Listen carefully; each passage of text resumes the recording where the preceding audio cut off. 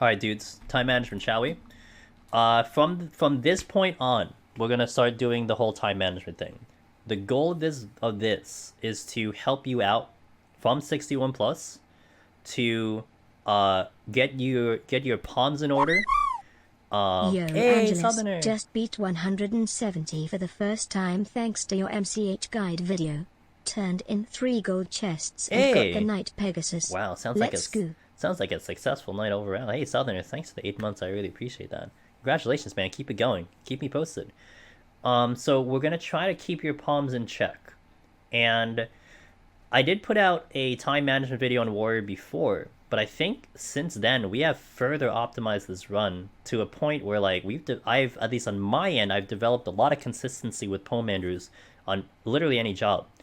So what we're gonna try to do is try to explain why that happens and what we're doing to make it happen. The live tutorial gets you through and talks about the enemies of what you encounter and how to get through.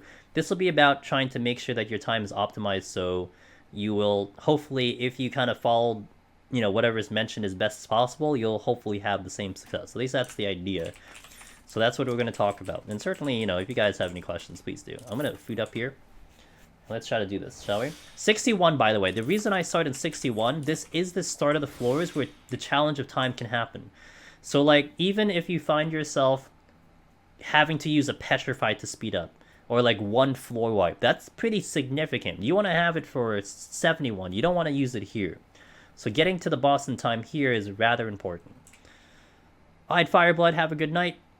Alright, shall we, guys? Let's go. Oh, I actually need to change my playlist. I need to go with a safer playlist just in case. So give me a moment. I actually had to take out, I hated this, but I had to take out the FF8 battle theme version of 14 because it actually triggered on YouTube, which it, by the way, had never triggered on YouTube. All of a sudden it triggers on YouTube. I'm like, okay, well, whatever. I guess I'll just take you out now. So that was kind of annoying. But alright, let's go. Okay. So what I'm gonna start here is we're gonna try to do a strength opener. I do like opening with strength in these floors because it's a great way to start time, but the way I want to use it is on the pull. So what I'm going to try to do is we're going to try to check maybe a handful of chests to see what I can get to before we do our first initial pull. And we got a petrification. So that's one of the reasons why I'm checking chests initially. Now, one of the rules I put out there for Warrior is if IR is ready, burn it. That's one of the main rules. In this case, checking chests is not a bad thing. So now we just fished out the Mimic here, which is great, because now I'm going to do Petrify, and we take care of him. So, other thing I wanted to do, which really is a time save, is that you want to get to these gold chests if you have a floor wipe. So in this instance, I had a Petrify, I still hunted down the chest, we fished out a Mimic, and so now I don't have to deal with that Mimic after I use the Petrify, which is smart, which is good. Okay, I'll get this chest. Palms, okay, good. Because think of it this way: if I had already like, if I had used the Petrify immediately, then I would have had to deal with the Mimic. This was just an unfortunate aggro, but we're already on a plus on time, so I'm not gonna be too worried about that. My IR is up, so we get to melt this enemy very easily. And I did say I was going to start with a strength, but think of this. If I use the strength now, there's a whole lot of time that I'm going to have to walk without killing something. Because I have to go and pick up the Petri, I have to go to the exit, blah blah blah. We want to do that later. So I'm going to probably pop the strength when I get to the next floor, not now. Onryu, dude, Onryu is everyone's nemesis, man. They're even gonna, if you're not careful, they can delete you on a tank too, so you don't want to be too complacent. You want to make sure you take care of them. So 2 minutes off the first floor, but it was petrified, so that was a huge time save already. Good start. Now you can still lose time as you're climbing, so you don't want to let up. You don't want to all of a sudden get so comfortable that you go too slow. Check. Okay, now we use the strength.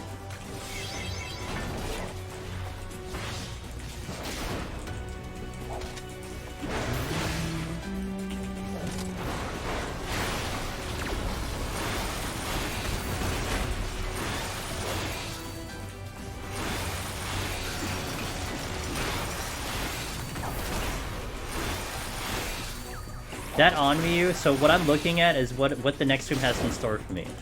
So if that Onryu is actually still in the position, I would pull it right away, but it just moved, so now I don't have to care. But it is blocking me to this room, so I would have to eventually pull it. But what I want to do here is I want to actually wait for my IR to go in. So this is the rule of Warrior specifically. My IR is down, I navigate. Once it's ready, I pull something. So maybe at about 10 seconds, I do want to think about pulling something. Let me check this other room first, and then we'll pull. Alright, 2 of these guys. That's fine, not a big deal. I'm also gonna check this chest. Steel, we're gonna pop it. No vengeance, they are stone skinning each other, that's fantastic.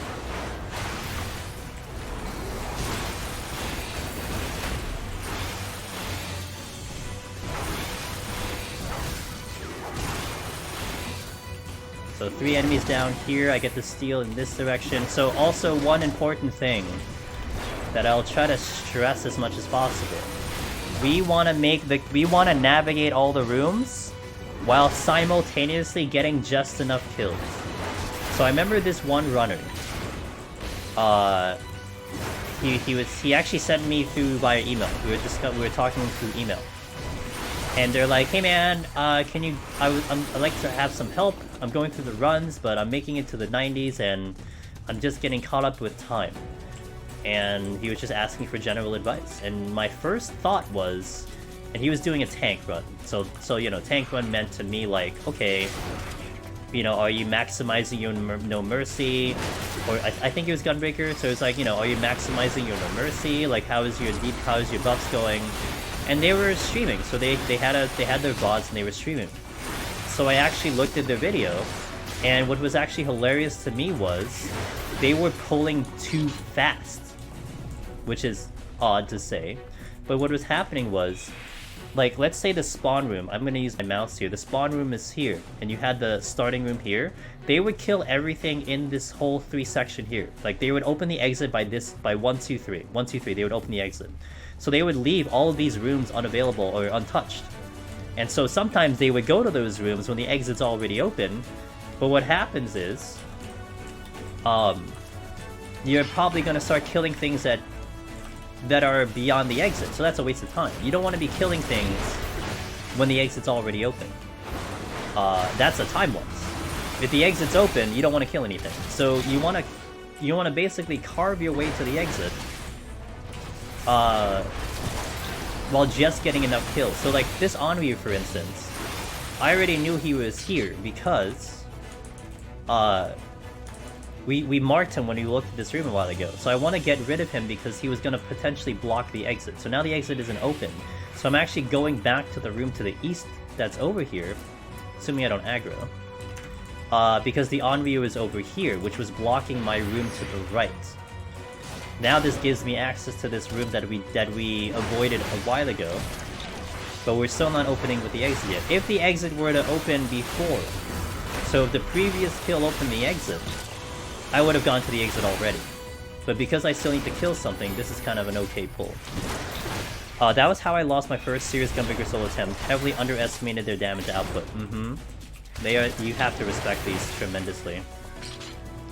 It also doesn't really help later since a lot of enemies are extremely lethal. Yes, it's why you have to pick and choose. So what's interesting is the idea of picking and choosing. This was actually something that I think that I would go over on Palace of the Dead. Where like, yes, there's like these rules that we follow, like if you use Meiji's guide to be like, okay, this enemy's easier, this enemy's harder.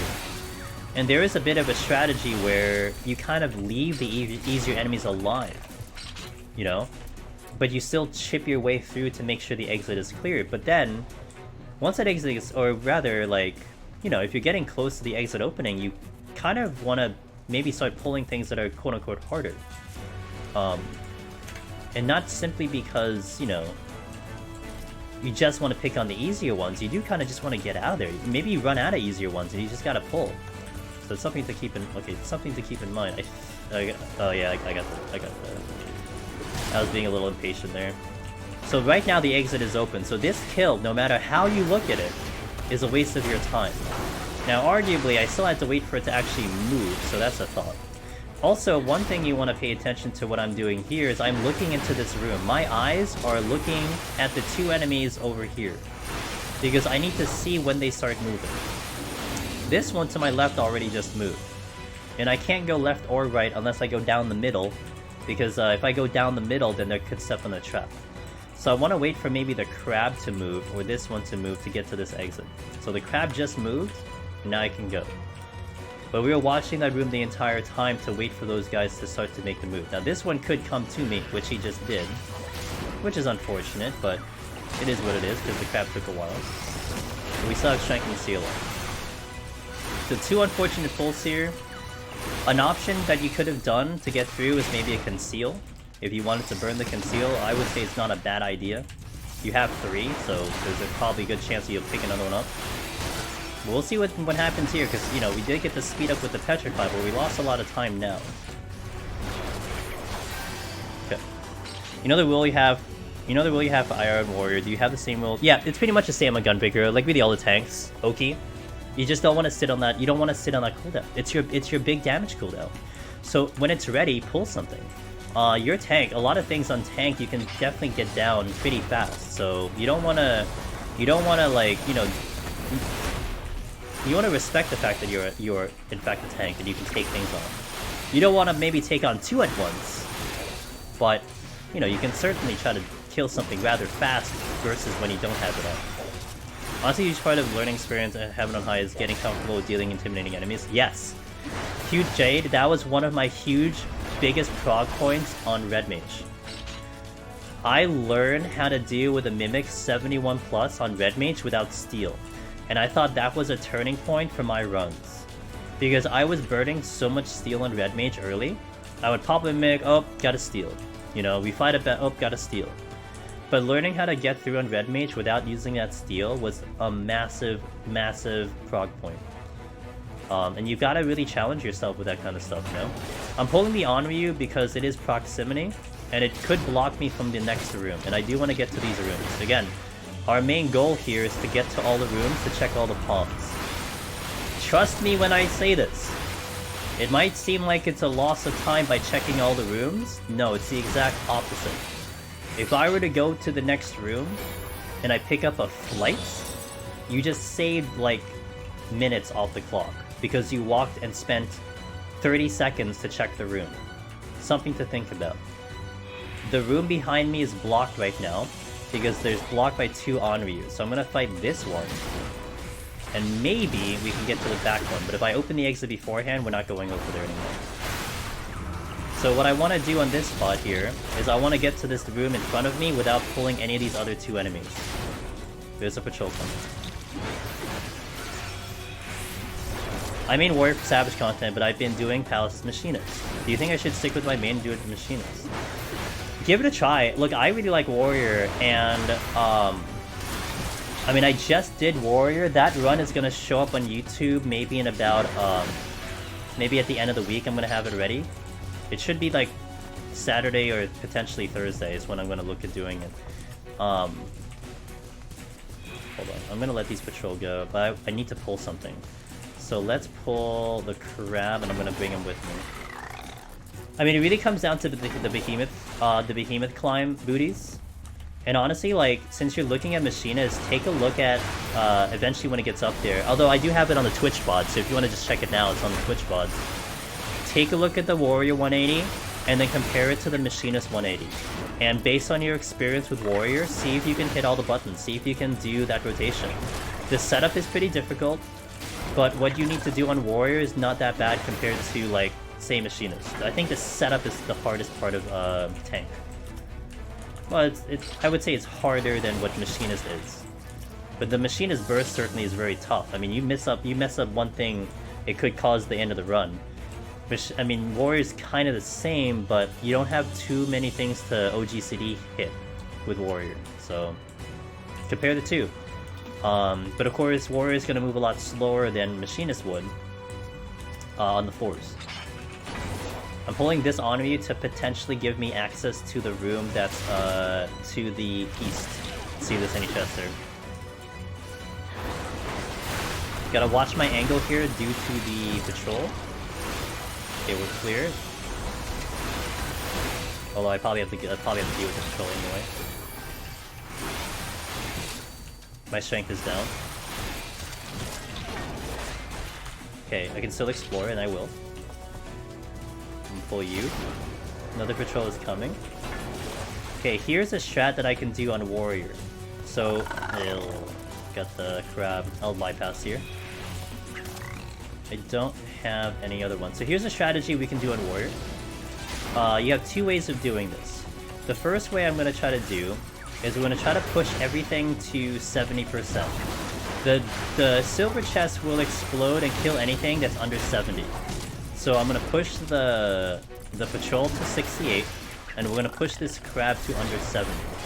Now this is a little bit of a warrior special, but all the other tanks could potentially do it as well, maybe except Dark Knight. I'm going to home gang myself here, and pop the chest. And we got it. Perfect. That just went exactly how I wanted it. So because we pushed it under 70, the exploding chest would kill them off. You don't want to do it initially. I mean, you could do it initially, but initially they're just going to still be alive, and then you have to heal it back up. But on that instance, I can just home gang, just in case the chest were to do more damage to me, and then boom, we just get the exploding. We had 2 instant kills there. And of course, if that didn't happen, it's not a big deal, because I can still handle them. I still had steal on. So it's certainly a time save on that one. Silver chests are a massive thing. We're going to use them a lot. If you see a silver chest, I highly recommend you think about an exploding silver chest the entire time. That's gonna be a short. Yeah, that was actually a pretty good one too. All right, shall we continue? So that's the magical number. So you can do two things. If you're doing a one-on-one, get them to a silver chest, push them under 70, stun, make sure your HP is above 70, then pop the silver. Or you do it in that fashion where you just home gang. You don't have to worry about healing. Alright, sight is potentially super good, because the sight means we might be able to find landmines, and that is what we're going to look for. Now, here, I pulled the Onryu, not the jellyfish, because the Onryu was dead center. The jellyfish is sight, and more than likely, when I'm done with his Onryu, the jellyfish will move, and I don't have to deal with the jellyfish. If I pull the jellyfish, there's a chance that I have to fight the jellyfish plus the Onryu. Alright, so the jellyfish did move, and I'm actually going to move right now, because I don't want to get caught by the jellyfish in its position. Again, because we just sighted, we actually want to hunt down a landmine if it shows up here. If it shows up. It almost looks like it did a safety in here. I'll deal with the crap. Okay, we got a mimic on top of it. I'm gonna start using some potions here. Oh, that is not the button I want to use. It's okay. Gotta make sure I'm gonna watch the patrol so they show up.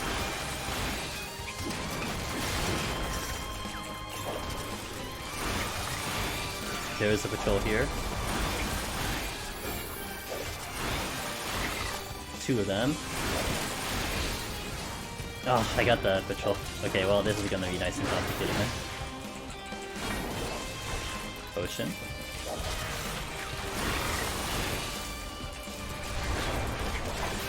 Okay. I'm gonna move out of here. Gonna use my overpowered tomahawk to do some damage here. Okay, that is not a landmine. That is also not a landmine. I'm gonna go the other way.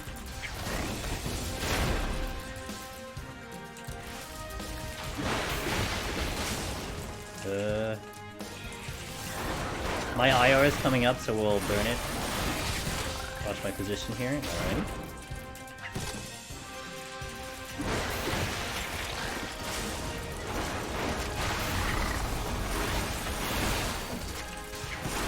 Okay, we'll focus in on the... Oops, come on, button.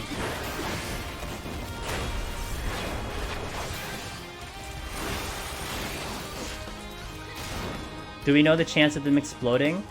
I don't think anyone's parsed a percentage in which they explode. It's just, there's a chance, that's all I can tell you. As far as I know, no one's really parsed that.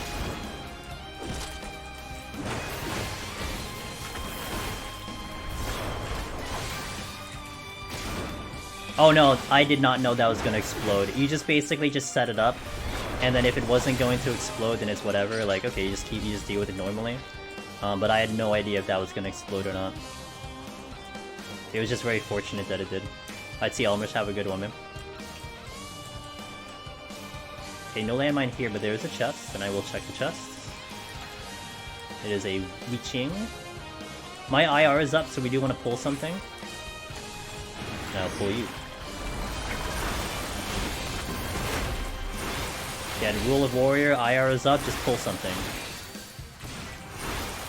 So now in this instance, if I open the exit right now, I think I will try to check the 2 gold chests, the one that's in the exit and the one that's to the left of it, the right of it.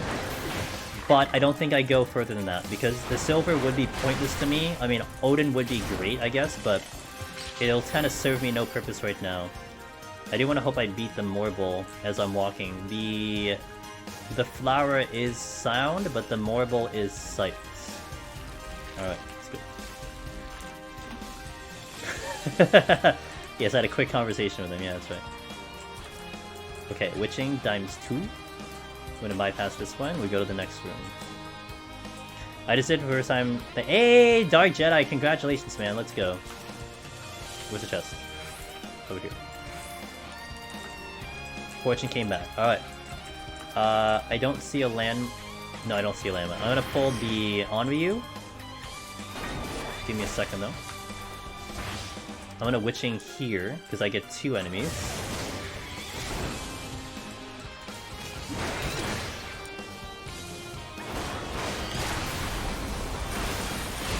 That was my tactic too with the IR, not letting it go and cool down for that long. That's how you know you're kind of wasting your time. Yep, Let me tell you, I think letting IR, using IR as much as humanly possible is the winning formula on Warrior, period. No matter what it is, that is going to be the biggest winning formula when it comes to this job. Alright, so we're gonna pick up the Witching, and we're off we go. Since we're getting close to that timer, actually one of the other Deep Dungeon Discord put it as, they refer to it as my metric. The metric we're gonna use is the 30-minute metric, we'll call it that. If you walk into the 6th floor with more than 30 minutes, your time is pretty good. You don't have to use anything special, you can just keep going on that pace, assuming you don't get any bad floors. If you fall under 30 minutes by the time you walk into the 6th floor, you really need to think about using something. A flight, a Petri, something's gotta happen. You know, unless you pick something up, then that's a different story. But you really have to think about using something at that point, because it is gonna be underpaced. So we're at 39 on the 5th floor. We're gonna see what we do on this floor specifically. Would you recommend Guardbreaker? Warrior, I would if you have it unlocked. But I'm biased on Warrior personally. I'm really biased on Warrior right now. So, but Gunbreaker is kind of the tested, well-known. It had the most clears and Shadowbringers, and there's nothing that's changed with Gunbreaker. So in reality, you're not going wrong with Gunbreaker if you decide to choose that job. You know what I mean? Like, it certainly hasn't gotten worse at all, not even close, it's like the same. So you won't lose anything. Now here, there's a potential trap around... Oop, that's not what I wanted. There's a potential trap here. But I wanted to go that way instead of going the long way. Gonna need to practice a Behemoth rotation so much, not familiar with the job yet. Good luck, that's part of the challenge. I'm gonna pull a jelly... Ooh, that's a treasure room. Okay, that's a treasure room. Alright. I didn't realize such a treasure room. I would have pulled the Onryu instead. Watch the jellyfish. So here's what I'm gonna plan for this treasure room. We're gonna try to pull out all of the proximity enemies, i.e. the Onryu. If the exit opens early, we are going right to the exit. I am not gonna fight any further. We're gonna just kill just enough to open this exit. Pulling the Onryu, I'm gonna taunt here just to make my life a little bit easier.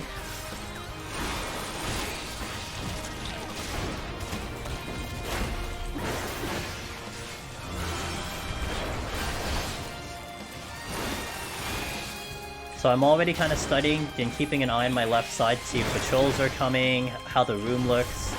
Right now the Onryus are dead center, so there's a good chance I could actually sneak around and maybe get a couple of these chests without aggroing them. Ooh.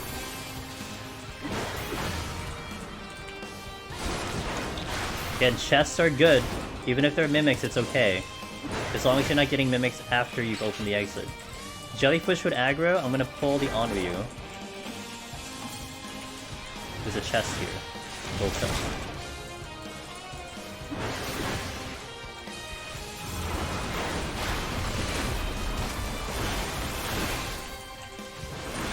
We'll check it right after, and then I'll try to see if I can get the other chests here. Treasure room plus fortune. Oh, that's true, I do have a fortune, I'd be right. Oh. Check. Conceal, that's not bad. Check the room here. Concealing. Ooh, okay, that's actually really good. So what I can do now is I can check a couple of these chests. If we get aggro though, it'll be kind of crappy, but we can check a couple chests here. Alteration is here. And then I'll check this walking fortune. Okay, now I want to take advantage of this and check as many chests as I can. If we get kicked out of conceal or something, I do have another that I can use. It's not a big deal.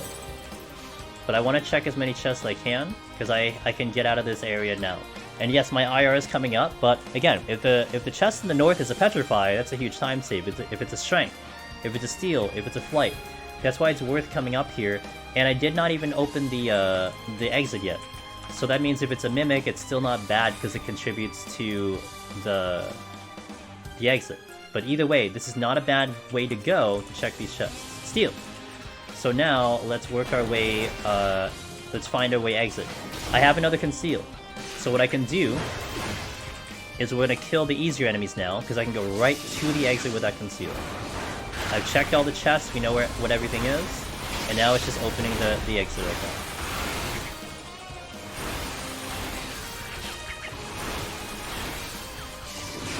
That was a little unfortunate. Kind of me being a little dumb. But it's okay, not a big deal. If the exit had already opened, this would be a waste, but this is not a big deal more. Morning! Hey JK. You're here to learn, let's go. Watching the time, we are approaching 34 minutes. The marker that we want is 30. If we can get to 66 with like 32, that's good. I don't have to use anything extra. Just bear in mind, this is something common that I see with other streamers and stuff who are streaming this content. You'll see a lot of rooms that are skipped, you know? You'll see a lot of times people will just kind of leave rooms and tiles skipped. Do not get into that habit. Please don't get into that habit. You want to try your best to get to all the rooms and check all the chests.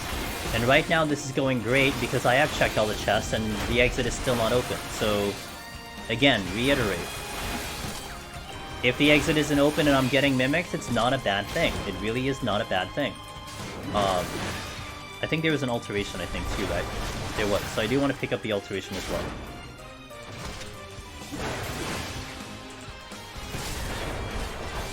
Okay, so I'm going to steal. Pick the steal up. I'm going to alter.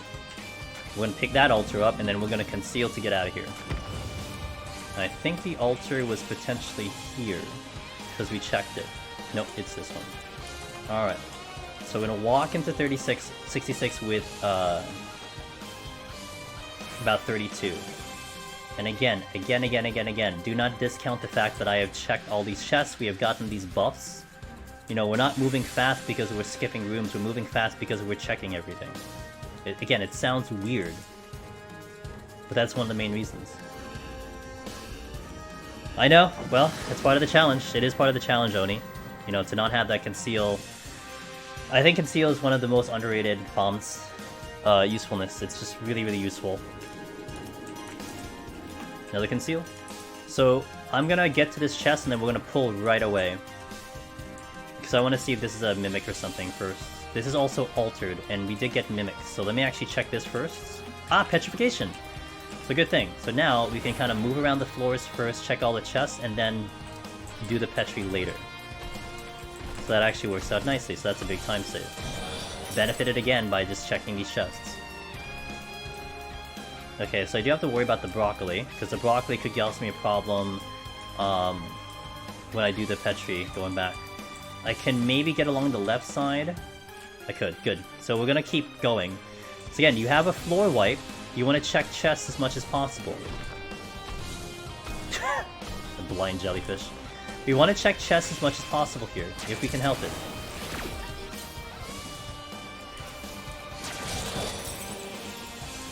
Because if we fish out any mimics, then that's great. That means I don't have to worry about it anymore. Okay, there's no mimics here. I'm gonna try to get to one more room here. I'm gonna mitigate.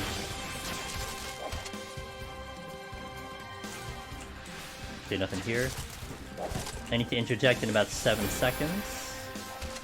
3, 2, 1, interject here. Checking one more room before we go and do the petrify.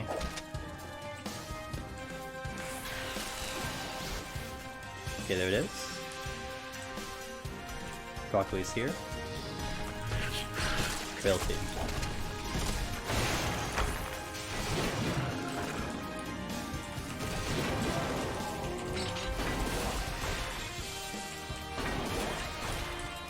Okay, let me make sure the exit is open here. It kind of is. I'm gonna go all the way to the exit and then we'll go back. Super Treasure Room exits in Palace of Dead. It's a Palace of Dead special. It really is a Palace of Dead special on that one. Okay, so we've cleared the path to the exit. That whole thing looked risky, but it was important that I checked all the chests. There is one in the middle where the mimics were, so this could be a mimic, but it's okay. We time saved here big time. So it's not a bad. It's not bad if this is a mimic. It's like whatever. Now another interesting thought here: the conceal's all the way east. I think it's actually better that I just skip the conceal because I'd have to go all the way east to go all the way west, and pretty much by the time I get to the next floor, the conceal's gonna be gone. So I'm just gonna bypass and skip the conceal, and we go right to the exit on this one. Hey Iro, I was also doing Warrior Evan High. At 29 now, nice to watch you live. Yeah, and today we're talking about time management. So this will be all about my really going into like why I use things and the purpose of them, and how it gets us to go faster, right? Because we've created consistency with my runs. With like any job, we've essentially created consistency. So now it's just to try to impart that knowledge to you guys and just try to have you guys try to execute it the same way. That's the whole goal. To the edge. Okay, so palms are still in order here. We got a fortune, which we'll use it. Now I do want to pull something because IR is ready, so let's just get to the next room. Let's see if there's a chest close by, then pull something right away. Silver chest. I did not see the silver chest. Where is it? RC, hello. Probably my advice and Heaven High YouTube comments from my time is much better. Hey, that's a time save. Not gonna fortune because I don't need anything. Not right now. So question, would it have been easier for me to check the chests first and then magicite it? Well, potentially. But I think because it was in the starting room, I'd have to walk all the way over and all the way back. And not to mention we're already big on time, so it's not going to be too bad of an idea to get something like just what just happened right now, you know? Not to mention I would have had to have probably navigated through so many enemies just to get to these chests. So in this instance, it can be argued which would be a better time save. But I think in this instance it was better that I just utilized the magicite immediately and then cleaned up after. I think that the situation is different if you're talking about like you've already explored the room, the magicite was like 3 rooms away, and you've already traveled most of the whole floor, so you may as well continue and checking the stuff.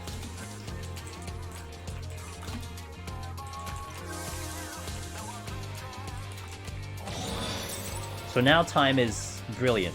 We had 3-4 wipes on this, so that's definitely helped, but think of it this way, aside from the first room and this room, you know, we had to go find those other ones, so checking the chests are very beneficial. And not to mention, we lost some time on 62, and we're trying to make it up a little bit now.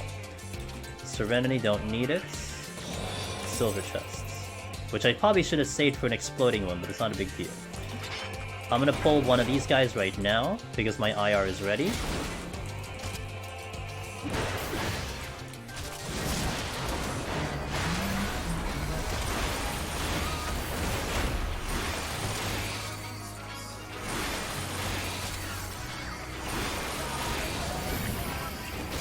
Watching these enemies to see if I can get these chests. Yes, the Rafalsia just moved. So we'll check the chest now. Steel, I'll use that on my way out. Witching, we can use that for an emergency. So now my IR is on cooldown, which is fine. Guess we'll pull this right now, it's fine. It does make the exit a lot easier to deal with, that's for sure.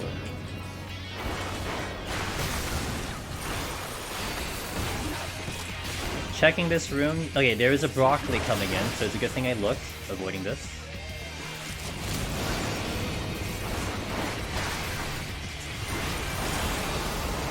Get this flower lady over here, please. Okay, thank you.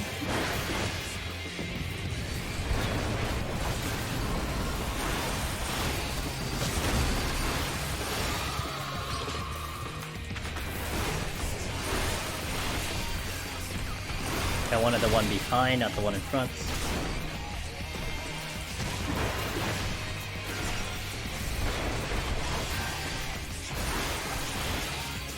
This was what? Oh, surrender.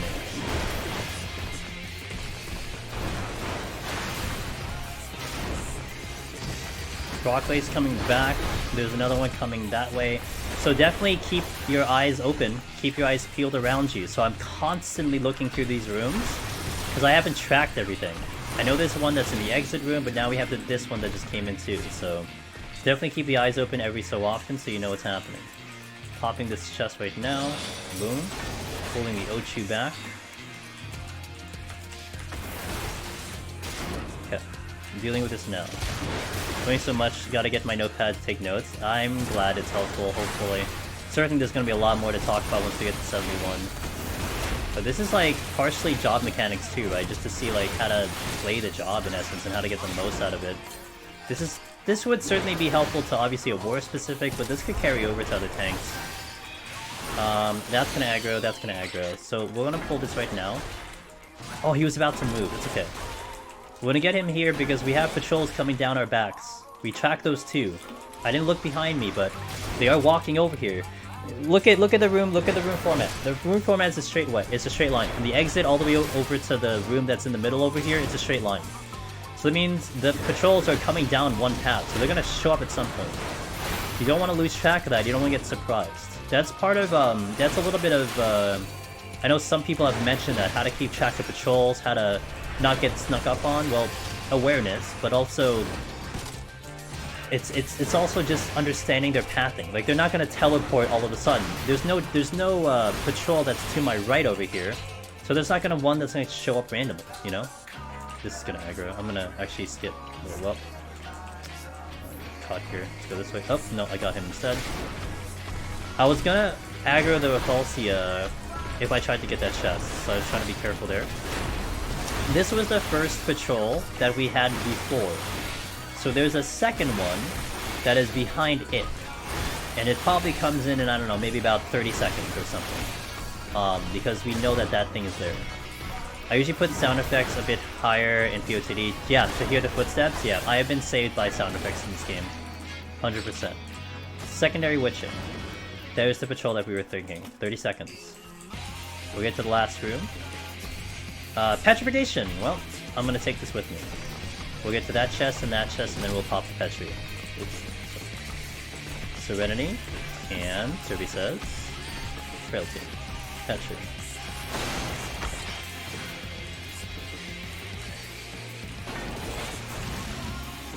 Okay, cool. Just finished Shared Fates and Tavnir, nice! First area to be finished. I still have like 3 areas, but I don't know if I'm really gonna care that much. I'll get it done eventually. I picked up the Petri, yeah? So we have a steal in the exit room. There's also one enemy in the exit room, so memory is good. Because I remember there being one enemy in here, which is this one. So we're gonna watch it move, because it will move after the Petrify, and there it goes.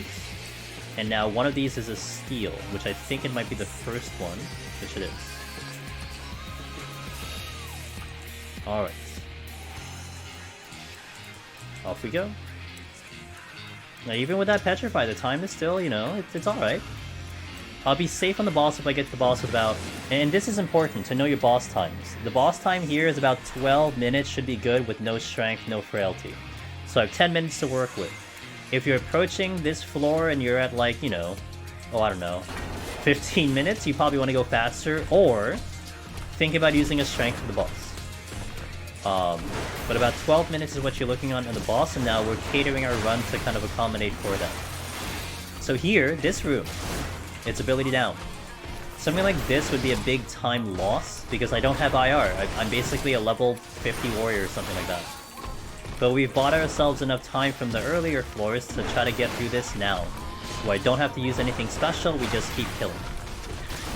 So that's also a theme in the later floors too. If you end up buying yourself a lot of extra time towards the end, a room like this, as bad as it is for time, you're like, you know, distributing it differently. If that makes sense. So now the time that you saved earlier gets distributed here where you need to spend more time. Manticore footsteps, oh my god. You just can't hear them, man. Silver chest, I'm gonna pop that. No go on that one. I'm gonna pull the HoH, which is a lot easier to deal with. He's gonna AoE in a second. Right there. Hollow, how you doing, Hollow? Good to see you.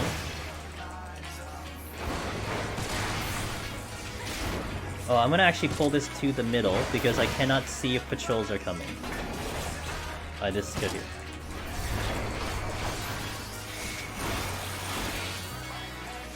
So again, 12 minutes is about the magic time you want to be on Serbi. Have a lot of time to kill right now, so we don't have to go crazy. But we would still like to check chests, of course. If we get a Mimic, that would kind of suck, because we cannot stop the Pox, but I still have 2 Purity, and I'm not too concerned about that. But let's just pick off the easier ones. So the HoH are a lot easier. I'm gonna check this room first. Once I get blocked, I'm gonna pull something. Exit is here. Chest is over here. Patrol's over there. Conceal. Pull the patrol. Any chest here? That's a negative. Alright. Hey Ramza, how you doing? Hey, thanks Ramza for the 6 months. I appreciate it. The Prime Gaming. Thank you so much for that. Thank you, thank you, thank you, thank you, thank you, thank you, thank you. Anything behind me says no, there is nothing behind me. Oh, but what I do want to do here, important. I'm going to be watching these 2 enemies in front of me, the Repulsio. I want to monitor their movement. I don't really have to put too much brain power dodging and mechanics on these guys, but I want to see if I get a clearance to go to the next room in the west. So the one that's in the middle had just moved, and I want to eye the one that's to the left. There it goes, it moved. But it moved in a good spot. So I'm going to actually go around this way because it moved to the center. I should not aggro, and we're good here. Now I can go to the next room. What I'm looking for, definitely, is to, again, check for these chests. We get a strength, massive time save if I get a strength. It's, you know, I think instinctually some people find the exit and just start killing around the exit, and then that's it, move on. Maybe he's got another petrified, so let's just continue onward. But these chests are big. I mean, look, I mentioned it before. There have been people who will leave tiles on, like, unexplored. They'll just see the exit, okay, we found the exit, let's just open up the exit and get on out of here. Well, they might not run into that petrify that's 2 rooms away, you know? And get that big time save. So that's why it's important to check all the rooms. Check all of the rooms and check all the chests that you can. New badge? Hey, yeah. I should actually update those. I've been so lazy. I haven't updated any of that for so long, man.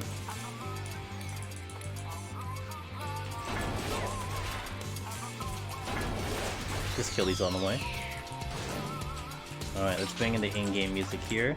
I do have a conceal, which I'm going to use. So I remember that chest that was here earlier, and now it'll come in handy because I can easily get through these enemies even though they just moved. And let's go to the boss. 17 minutes on the boss, do not have to worry about time. I do respond to the question, how would you use frailty versus boss and a floor? Is there one time where frailty and a boss would be more helpful than a floor? Okay, I'll explain that when we start up this boss.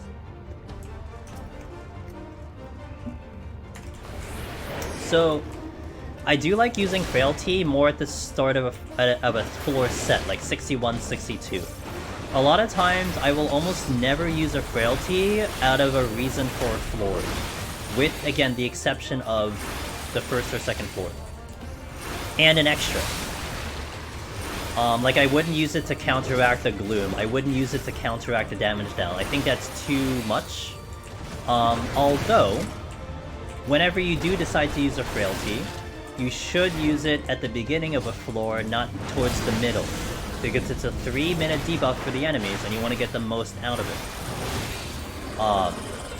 So that's one reason where you want to use it. Now, for the boss, what I like to have on the boss is I like to have frailties, at least 1 or 2, walking into a boss as best as I can. Because that is 3 minutes where the boss can go faster.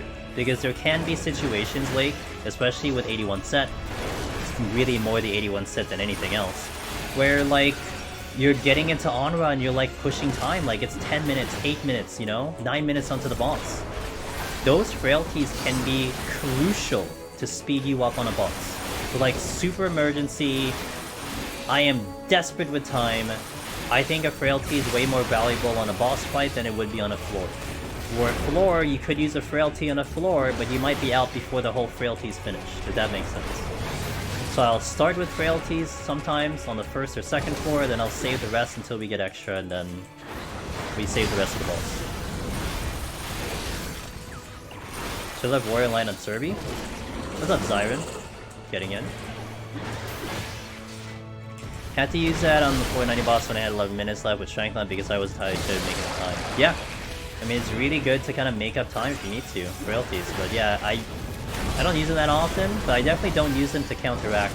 Of course, we use them very differently at 91+, because we're just kind of getting rid of palms at that point, but like, getting up to 90, that's kind of the strategy we employ. Now, why do I use it on like 71 if I were to use it? Or I used to, I actually don't do that anymore. But the old strategy that I used to implement was Strength Frailty on 71. I do that for DPS, I don't do that for tanks anymore. And we're definitely going to go into depth about why we don't do that anymore. But you would open a frailty on 71 because sometimes you would spend 3 minutes on the first floor. So by doing that, you get the most out of the frailty, and you get the most time save on that. You just kill and mow down things in 71, and 81 too. 81's involved for that too. You do like Strength Frailty on 81. I'll do that probably on tank. We'll do a Strength Frailty on 81. And it just is like, well, you're probably gonna spend 5 minutes, 6, 7 minutes on the first floor. You may as well speed it up with that frailty and strength and get ahead on time. It makes the most use, plus you're using it at the very beginning, so you'll probably have the full 3 minutes of that frailty and get the most out of it. If that makes sense. Got my raid clear last weekend! Oh, Zyron's back. Uh-oh, leaderboards are gonna get busy now. Zyron's back, guys. Finn had his joyride. Getting like those 1.9s every job, now Zyron's back, everyone watch out. Zyron's a really good scorer in Deep Dungeon. Congratulations, by the way. I too have finished the raid tier. Before it even began. Here we go. Yeah, Lake, I hope that was clear. Was that clear? Did that make sense to you? If not, I can further talk about that. We're gonna be on this boss for a while, so you know I can totally explain myself further. This boss shouldn't kill me. Hey, 7 Vector Man, thanks for the follow. I think you followed our buddy Chayla this morning, so thanks for that. I appreciate it.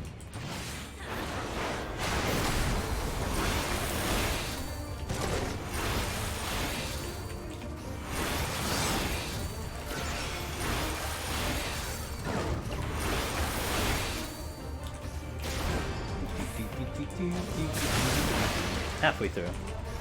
This fight is, you know, it's whatever. I mean, the one thing that I guess is notable is I am using Shake It Off when it's available. And what you'll notice with Shake It Off is that, because Hound of Hell will not do damage, it will not stun me. Which is, by the way, something that gets Gunbreakers a lot too. That, they do Brutal Shell, and they don't realize their shield is on. And then they get hit, and then they start moving out of the puddle because yeah, it's like, okay, we'll just move out because I got Hound of Hell, but you gotta be careful with that one. So Shake It Off will save me from taking that stun, and I could get like 1 or 2 GCDs extra That's why it's good to use here. Really good to use here. It does make sense. Thank you. Sorry I got roped into helping. Oh, don't worry about it, man. I was making sure that you heard it. You heard it. You know, don't worry about it.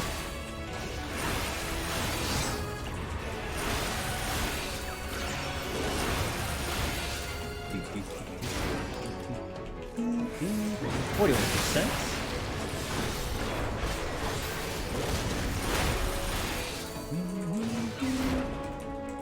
So this one, because Shake It Off is not available, I'll be taking the stun.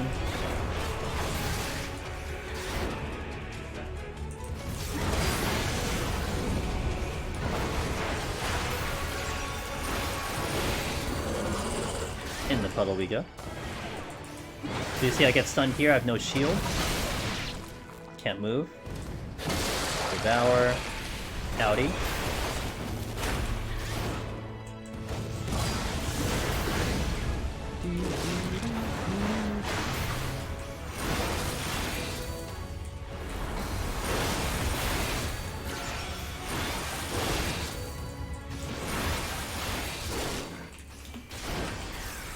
Alright, 32%. And if you're watching this video, or if you're watching it live, this is definitely a good marker for anyone looking for what the time of the boss is. And the reason I say that is because we did do this fight without any strength on. So this is no strength, no frailty, nothing. So runs like this is very useful for getting boss timers. I don't know what time I started with. I mean, I can look at the VOD back, but that's for anyone listening now, that you can take a look at what that time start was and get a good idea. And sometimes I don't, you know, I don't think I'm someone who is great with rotation. I would say I'm pretty mediocre getting a rotation in, so if you're an expert warrior and you're like getting everything like right on the dot, right on the timer, you're probably gonna edge out a couple more percentages out of me, so keep that in mind.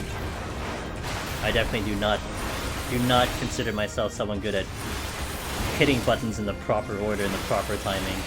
I don't have that built in because of raiding, because I don't raid. Like, I do recognize a lot of times that I just have cooldowns drifting all over the place. It's pretty...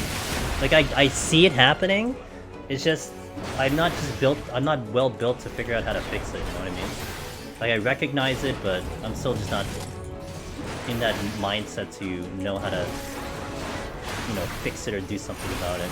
I think Samurai was one job that when I was doing with the 80s and stuff, when I was doing it with Trusts, was certainly one job that like I see myself drifting everywhere and I just have no idea how I'm supposed to fix it. That's pretty funny. But yeah, I'm not a rotation expert. I just hit buttons and hope they work. Oh. Like right there I totally clipped. I let something drift, but I wanted IR.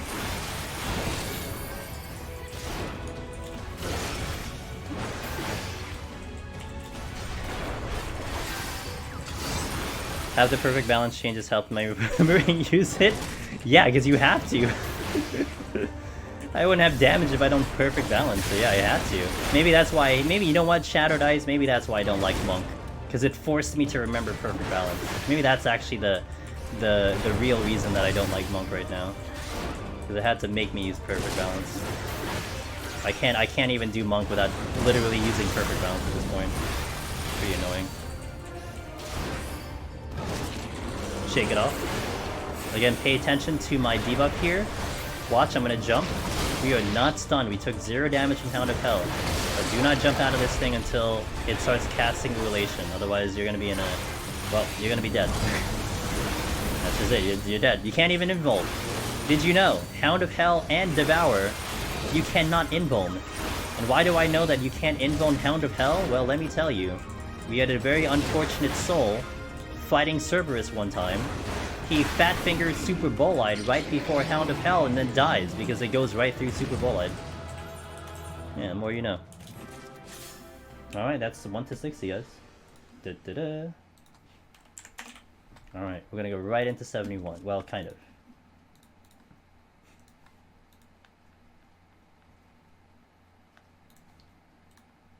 Alright. So. 71. Now, I think if you refer to the old, well, not really old, but the time management one we had before, um, it was I don't even remember what I did on that run, but all I will definitely say now is that we have actually changed around the way we do the runs, and what we call it now is like we call it aggressive flight usage. So we use a lot of flights in 71 to save our pomanders like the Petries and Magicites to have them 81 plus. So think of it this way. If you had to use a flight between now 71 to 99, you would much rather use the flights in 71 set because the enemies are easier, right? 81 they get harder, 91 they get harder. So you actually would rather dump all your flights here and use them there instead of using the Petrify and the Magicite at 71. And I've done like a good number of runs now where that has just proven to be very useful and pretty consistent. And we pretty much have been walking into 81 with like 3 Petries and 3 Magicites like every single time. Maybe like 5 total, but every single time we've been doing it. So that's something that's going to be that you want to observe with this one. Also, specifically for tank, 71, 73, 72, well 71, 72, 73. There is just a higher rate of landmines. Why? I don't know. It just is what it is. And that's just something the community found.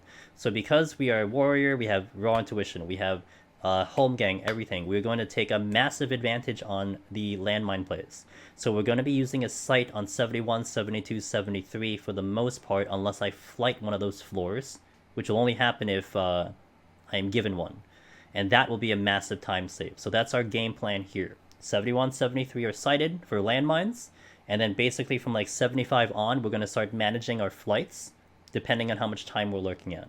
And the combination of those two allows us to have so much time moving through these floors that we'll have definitely a 3 Magicites and potentially a 3 Petrifies going into 81. That's the game plan. So, Oni, good night. Have a good one. That was Q Jade. Have a good night. I just read your message. Okay, have a good night, Q Jade. Hopefully this will come down useful in the future. Alrighty, let's eat some pizza. Let's go in the floor.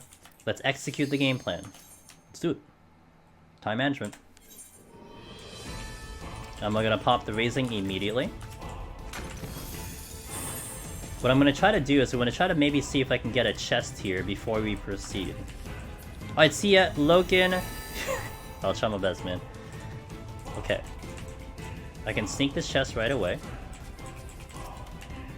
Got the Mimic. So I'm gonna sight now. That is not a landmine, that is a luring trap. I'm gonna focus target the, this one. That is another luring trap here. Checking the chests. Serenity, don't need those. I'm saving my sprint, I'm not using it on purpose right now. Oh, we are not seeing landmines, so these floors are not actually giving us a landmine, so this strategy is getting thrown out the window right now. We do have backup strat. We did not get one. So the backup strat now is I'm gonna do a strength here. And we're gonna do a frailty, which we talked about earlier. I actually talked about kind of potentially doing this, but now because we don't have the landmine here, I want to back up into this strategy. So what I'm gonna do, which is important, is because we have now used the frailty, we do not want to check that chest that's over there that I did not take a look on. Because if that is actually a mimic, the chest that spawns from the mimic, the new mimic, does not have frailty properties. Which means we're gonna have to kill the mimic without frailty, and the frailty is just gonna waste away because we're not fighting something with frailty. So we want to just fight right now as much as possible. We want to mow things down with our strength and frailty.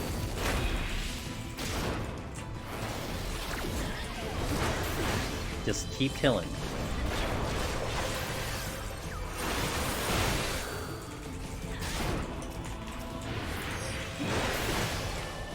Alright, IR is coming back in. You'll see, with the frailty on, the strength on, we're definitely going to get through this really fast, especially because we're not wasting time pulling. But I do need to check this chest. So one of two things is going to happen right now. If the frailty does drop and I'm not out of this floor, then we check the chest. But if we open the exit now, then we will open the chest thereafter and see what it is.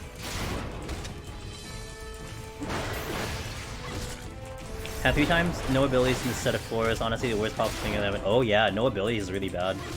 Yeah, dude, we'll see if we'll get. You know, it would be really beneficial, I think, to people if we get challenged on this floor. Like, just bad debuffs, bad everything, bad drops and everything. I mean, we really had a bad start, technically speaking, because I do rely on those landmines, and we didn't have one on this one. But that's okay, we have another way to go through here. And I do remember someone mentioning how there was a runner who did try to fish for landmines and didn't see them in the first 2 floors. Didn't get any. I mean, it's possible. It's just a high chance. I mean, you know, look back at a handful of my runs, and you'll see that we are just looking at landmines every single time. But it's not a perfect science. It's still RNG.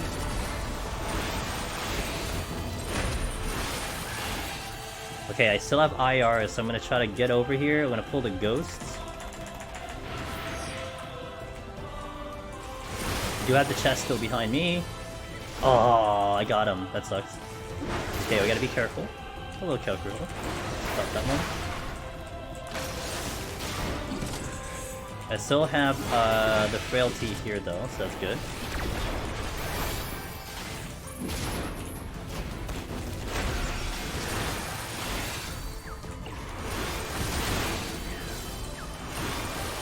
Okay, we're still not out, so this is not a bad thing. Now we still have 8 seconds on the frailty.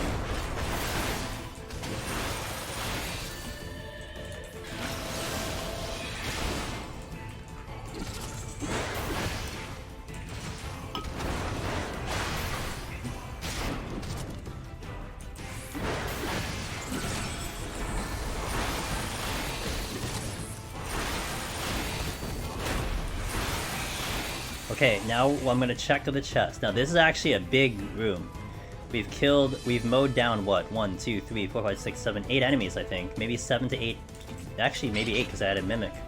So this is on the higher kill floor. It's okay. Now we got the flight, so that also does make this interesting. So I was mentioning at the beginning, if we get a flight, I will try not to utilize a landmine because it's overkill. You know, we might be out of a flighted floor in 2 to 4 kills, so to try to fish out a landmine is unnecessary. So now that I got that landmine, now that I got the flight, the next floor will just shoot straight up. And I still gotta hunt something down to kill. IR is coming back up. I probably pulled a ghost because that is proximity. Everything else here is sight, and he's near the exit. He's on my way to the exit, so this is actually the best pull to do.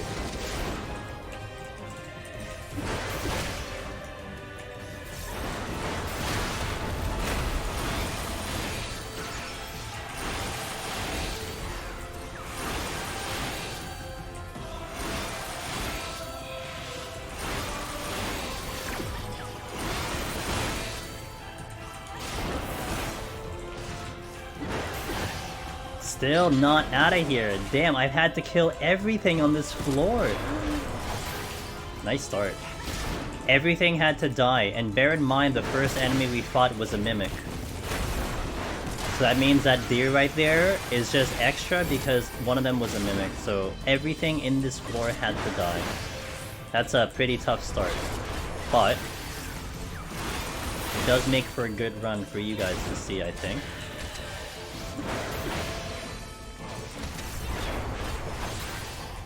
Watch the deer, making sure he doesn't come over here. Yep. Everything had to die. Again, that deer is replaced by the Mimic. Everything had to die. So for tank, what is the number of Imperials you say? 300 to 400, but I'd still recommend 400 around that. But especially Warrior can mitigate so much of that damage. Like Warrior really saves you on the sustaining potion, on the regen potion. So that's something to definitely keep in mind. My IR is up, so we pull. Again, rule of Warrior. Your IR is up, you should pull. And I didn't want to waste time with this tiger. He's not really going to kill me, so it's fine.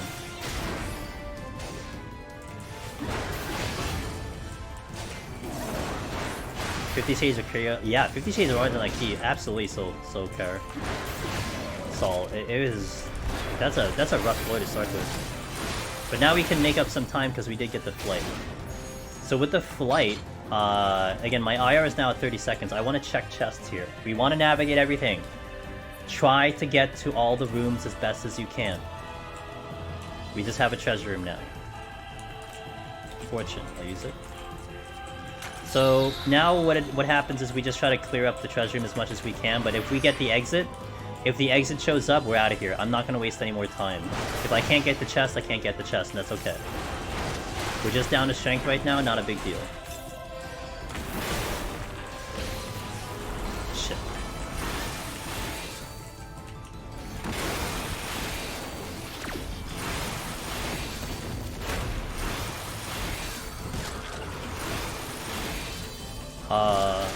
Some fat guy, hey. Thanks, Paul, welcome in. So many AoEs? Nah, they just want to kill me, it's fine, it happens. Okay. Pulling you.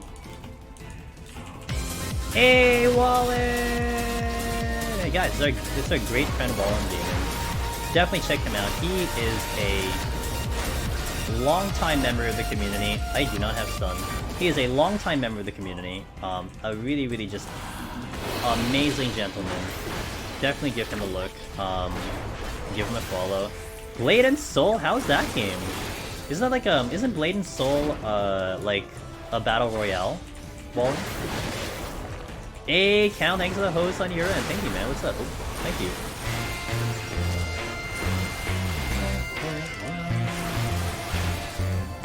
Sight came back, really good. I can check this chest right now, I think. I might get the, okay, hold on. Ooh, not the wolf! Okay, the wolf is gonna be kinda bad, but we'll try our best on this one. I don't like the wolf. He broke through my... Okay, what's up, Count? Wallen, how's your stream, man?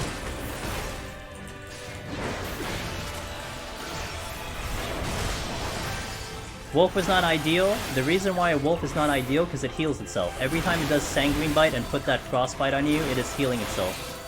So this fight is just taking longer and longer, you know?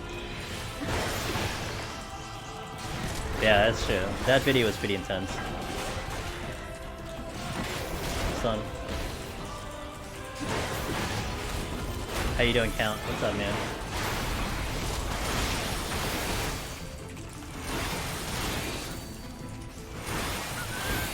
I am not out of here. Got a strength, add my strength back. So let's pull the... This should actually be the last one I'm fighting. I'm predicting this is the last one I need to fight because of the amount of kills we had. I think this is like the 4th or 5th kill, so this is actually a really high kill floor yet again. So this game is certainly challenging me right now with the kill count. Fine. We can give the guys a good show, that's all I want. It's a fast-paced action art MMO. I really enjoy it. I used to play it back in the Heaven's Court, okay. But it went pay to win at some point to my friends and I stopped. I don't blame you. But we're going back now to use the re-experienced it early non-pay to win content again. Okay, cool. It has really good PvP, I think okay, gotcha. Okay, cool. That's good to hear. Cool. Alright, we're out. So this is a pretty high kill floor, and I am ignoring everything else because we're not going to get any further than that. So now we're still in that 71 to 73 bracket. We are sighting here. We also got debuffs, so that's not good. Because if I get no items, then oh, nice game, love it. I am gonna Serenity this off the beginning because I do not want to hopefully use that magic sight. So I'm gonna use a sight here. And we're gonna hunt down if we see landmines, which we do. That is one landmine right there. So I'm gonna check the east-north side to see what that chest is. We do have a witching, which does open us up to a big pool. I also want to think about doing a witching play and doing a steal to make this a little bit smoother. We are going to aggro this ghost on purpose, and we're going to keep an eye on his AoEs. Now this is another landmine, which actually might make life a little bit easier, but we'll see. Let me check what this chest is. I gotta stop. Actually, we don't have to stop. He's fine. Alteration, I'm gonna use that right now. I'm gonna pop a steal now. Because we do want to make this a little bit easier. So here I'm gonna pull. That was not the way I wanted to do that. Okay, I'm gonna home gang you. Gonna do this, step in the landmine. Okay, clear here on the landmine play.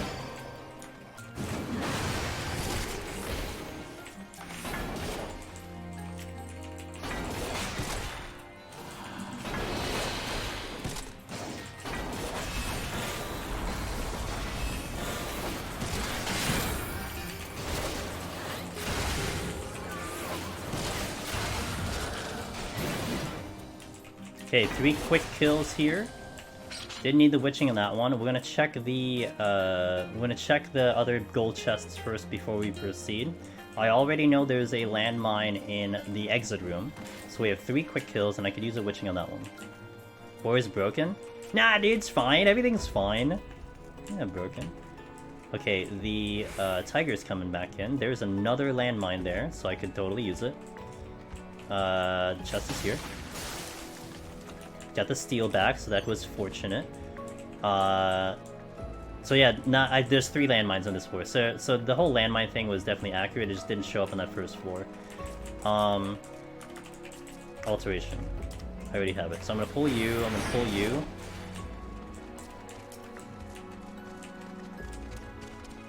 Pop a potion here. Pull you. Pull you.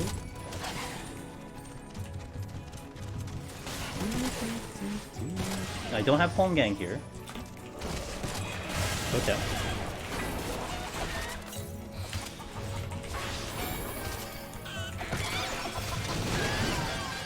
Okay, good clear.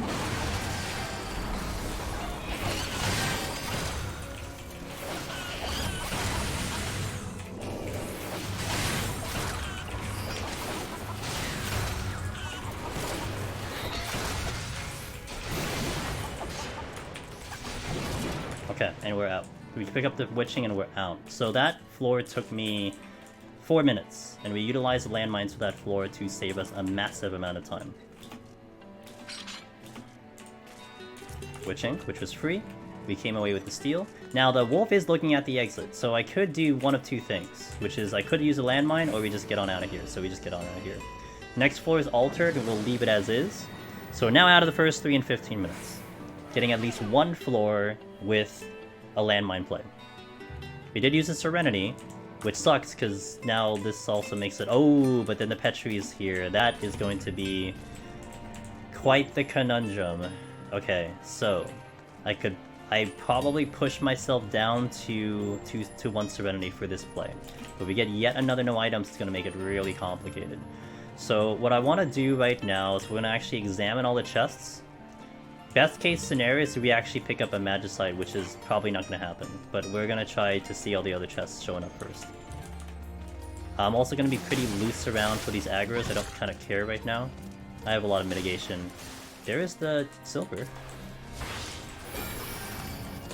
No, it didn't happen. It's okay. We'll check the last room. But this sucks because more than likely I'm going to have to. There's a potential trap here, which I will YOLO. Okay, no trap there. Last time I did this floor, I said I missed the wolf with the witching, and my heart rate's... Oh, yeah, that sounds like it would.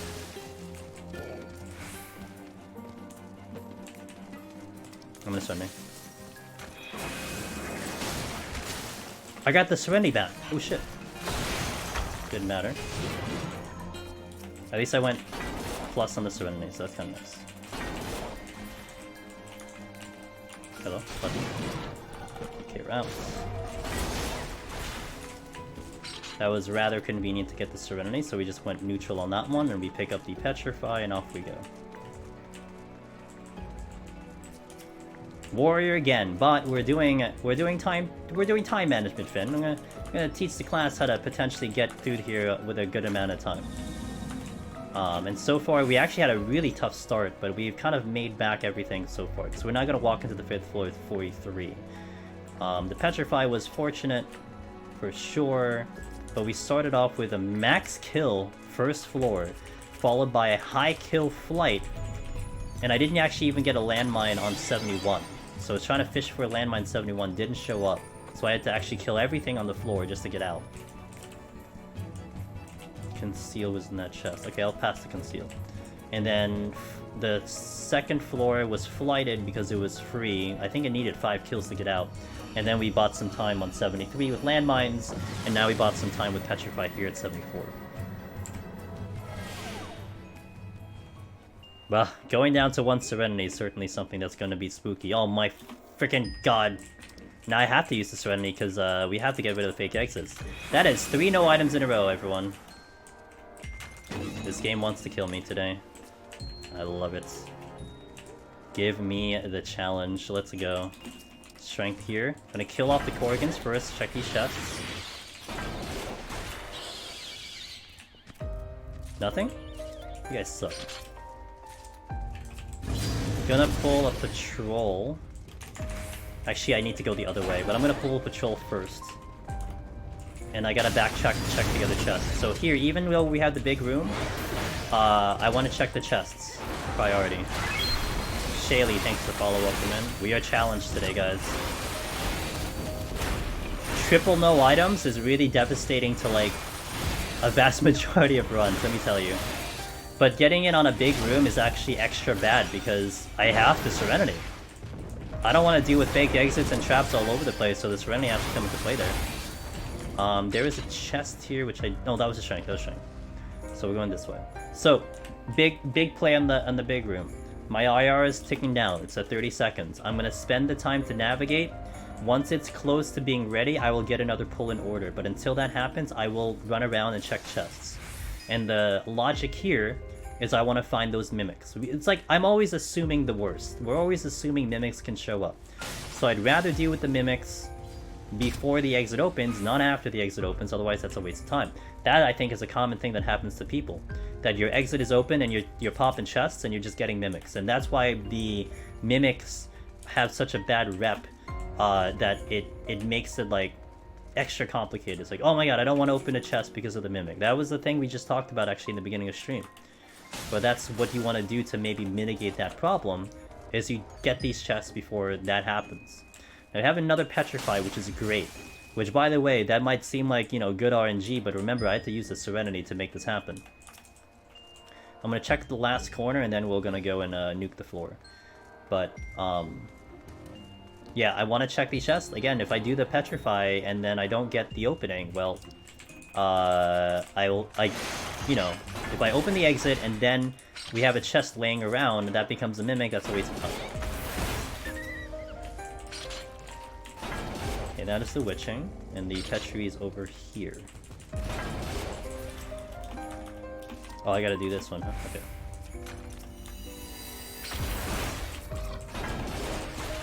I gotta get this strength, which is down south.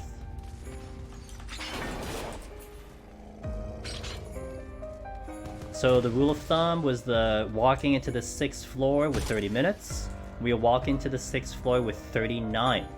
So at this point, I'm okay with time. I have a fresh strength. We're not gonna use anything right now. We're gonna avoid using anything. More than likely, I will end up using a flight somewhere in the next 4 floors.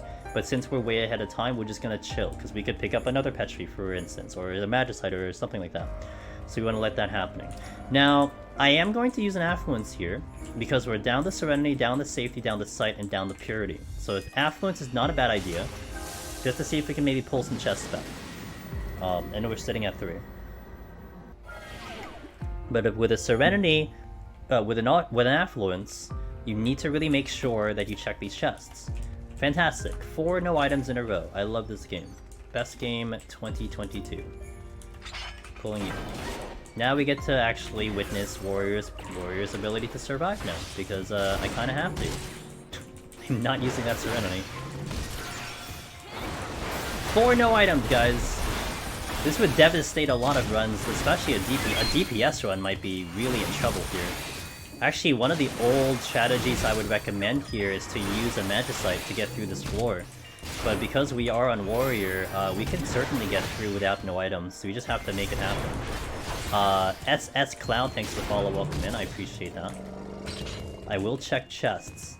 Biggest tragedy is the fact that it gave us, oh, is there something behind me? Oh, that was a dead body. It gave us, we affluenced into no items. So, like, there's more chests here, presumably, and, if we get any items that's past my cap, I can't open it. Shit.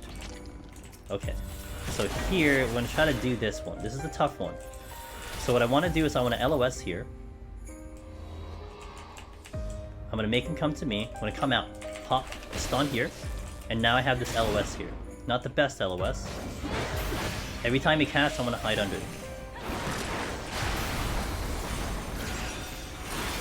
This is how you deal with the pudding. You have to get him right at the edge, and you have to really stun him so that he can get right into that position. Anytime he casts, you want to make sure that you LOS that. You're gonna still take melee hits, but that's okay. Kind of. Oh. Well. Alright, warrior, let's see what you can do for me.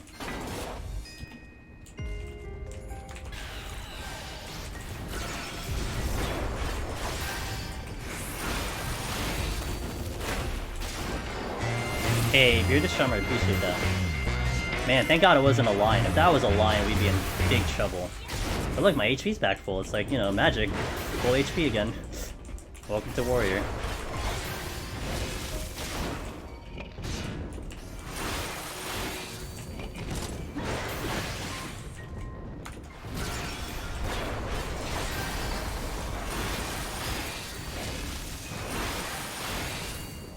Okay, still need to kill. I got that lion, I would rather not fight the lion. Got a chest here, a lot of tofu. Okay, I need to be careful. It's not a great spot. So actually there's a backup shot here. Which I just failed, so that's great, I just fucked that up. I was gonna interrupt, but I interrupted the wrong one.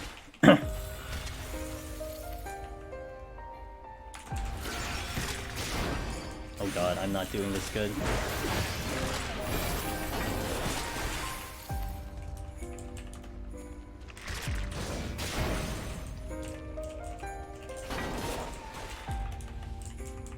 I'm actually gonna just LOS the casting right now.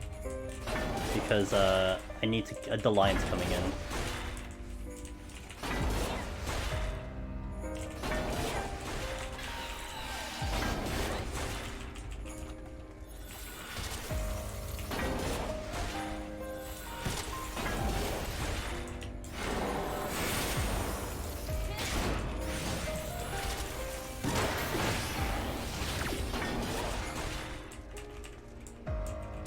Stun.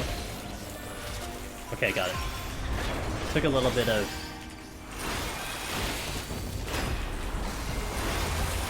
Took a little bit of adjustments, but we got there. Man.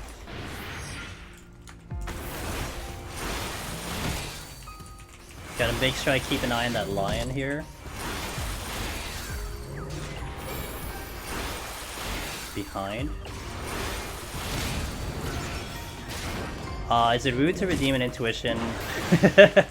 I just can't use it, that's all. I mean, you could do it, I just can't use it. Tofu the most for your enemy? You gotta deal with them in a certain way, and at least he had a couple of examples of how to do that. But they're not impossible. On a tank, they're not bad. On a melee, yeah. No item melee? Oh my god, you're asking for it. I do kind of want HP back here before I decide to do anything. Oh god, there's a hippogriff over there too. I got another conceal, which does nothing for me, and then we have a luring trap. Fantastic. This is great. What did I spawn? 2 tofus.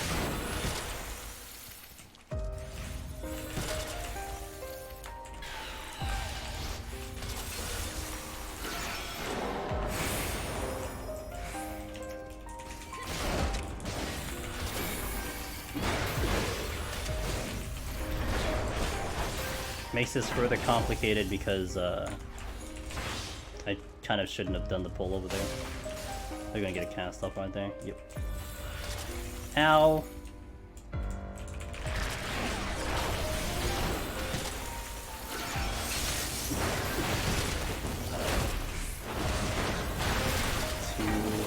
I'm gonna die here. Plus the lion's coming in. Oh yeah. I don't have anything else. Just gonna have to take... Oh, the lion turned around this direction. Great. Cool. This makes it complicated, huh? I'm gonna have to just kind of run around for a little bit. Okay, fight the lion.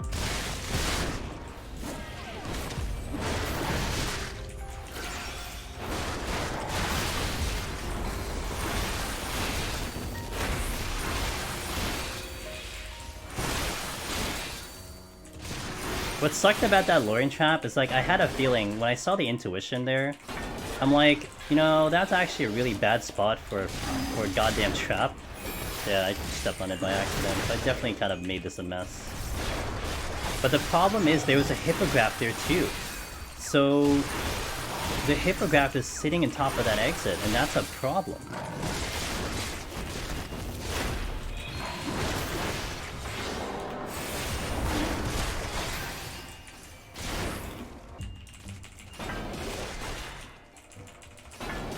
Gotta be careful.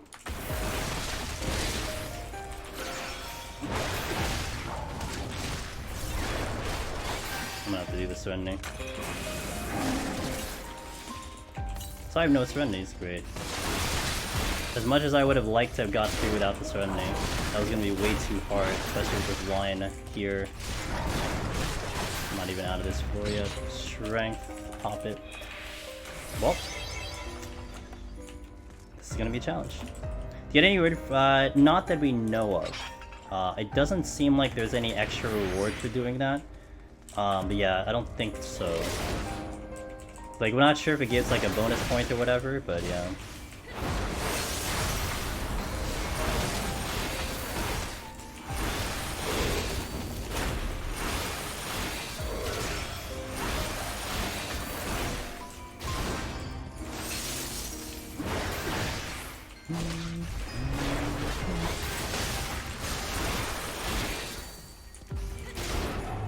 I am still not out of here, holy crap. Well, I know there's no trap here, so that's nice. There's another steel here, strength here, and the hippograph is there, which I was trying to eye, and it's on top of an exit. I'm gonna skip the hippo, unless I have to kill it again, but I don't have IR ready. And now this is really difficult, the fact that I don't have Serenities. We kind of have to see if I can pull up Serenities. We'll probably do another Affluence, just kind of help us out. Might do an Affluence and a Flight to kind of help me out on the chest.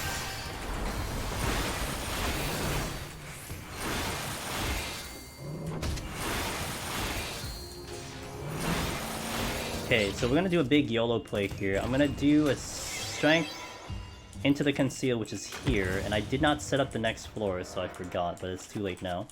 I'm gonna check the chest that's next to the hippograph. If it's a Mimic, then I do have a Witching.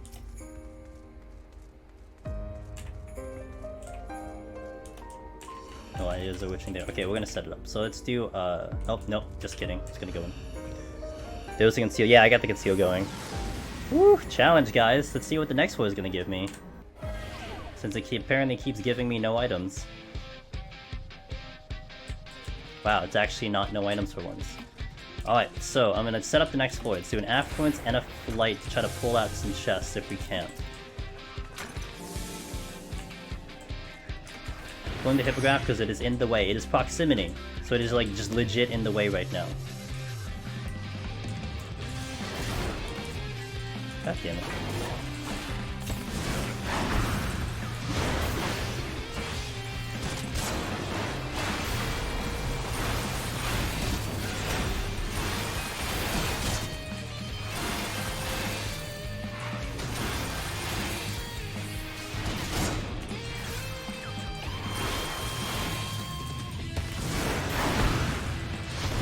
Gotta prep my stun for winter here. Right here.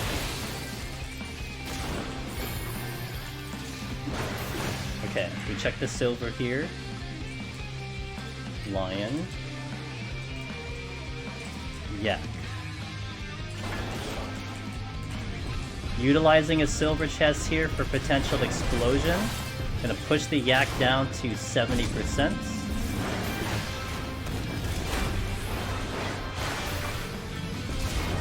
Okay, I'm going to heal first. Shake. Okay, no explosion, that's fine.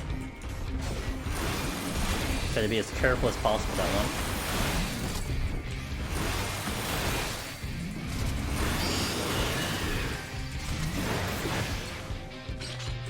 one. Alright, IR on. I might not go to Tofu. Alteration, I will... Yeah, we'll use it. Did you say there was a clip of fighting a dodo? Yes, so we do have one on Discord, or I have access one to Discord. Yeah, I'm not sure if anyone else ended up fighting one. Gonna pull the serpent because the lion is drunk. But I'd rather fight the lion. I'd rather fight the serpent.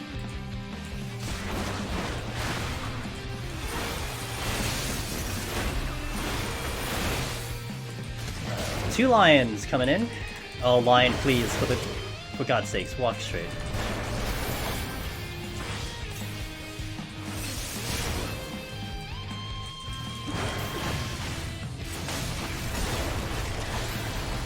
They are not walking straight. They don't know how to walk straight. Holy crap.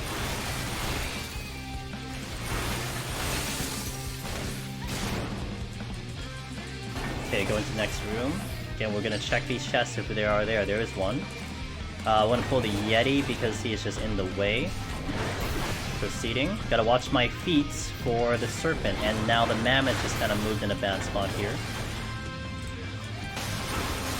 Watch my feet, watch my feet, watch my feet.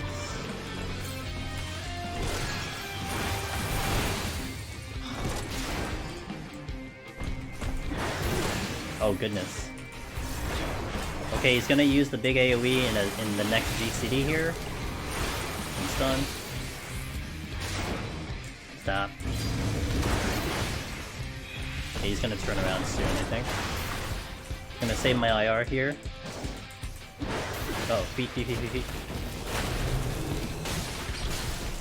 Okay, check the chest before we get out of here. I think that actually aggroes. So let me check this one first. Intuition, love it. Pulling the tofu. I'm sorry, not the tofu, the serpent. Tofu's gonna move any second. The moment he moves, I actually want to check that chest.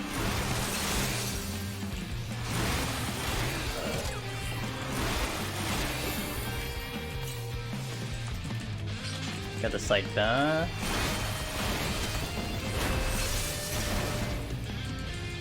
I want to move out of here though. Because the tofu might move back to the exit, so I want to kind of go in the direction he wasn't coming in. He could move here, but it's okay. I can still fight him. Okay, still need to fight something, and I know I have lions coming in, so there's a lion. I'm gonna skip the lion and go to the mammoth. Because I have low HP, so the lion would be a little bit of a trickier fight. So I'm gonna fight the mammoth where it stands, and be aware of the other patrol that could be lurking about. I'm gonna pull him way back here, so I have some room to move. Okay, now we're good. I know the cats are there, so I don't want to fight them. Getting behind.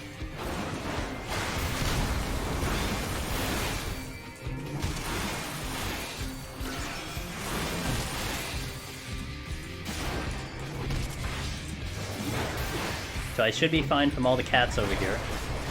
But I don't know if that other one's coming in this direction. So before I exit the room, I need to make sure I look around. We still have to find something else. There's one now. And the other one's not coming. So I'm gonna pull the tofu now. LS here. And come out, stun. Perfect. So now I have this LOS here. Watch my back. So every time he casts, I'm going to hide. Hide out. Hide out. Watch my back. Hide out. Hide out. Hide.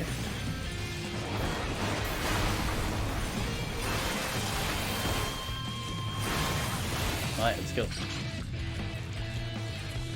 So we have an altar, an affluence, and a flight for the next floor. It's gonna speed us up. We're hoping for chests. That's what we're hoping for. All the other pawns are solid. And honestly, the time is fantastic, but we are being challenged hard here. No Magicite and ability down, but it is sight up. It is flighted and altered. Found the exit. So I do want to check these chests, and whatever I pull kind of doesn't matter because I don't have IR right now. We have lions sniffing each other's butt, so that's kind of scary. Pulling chest, that is a strength. 0 Serenities. I can pull a lion now. Ooh. Let's see. Oh my god, Lion City. I'll fight you. And of course it's Mimics, why wouldn't it be Mimics?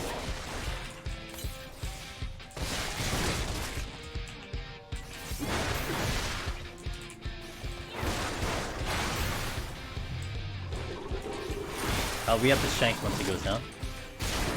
I have no mitigation too, so, but I do have potions which I'm going to be chugging.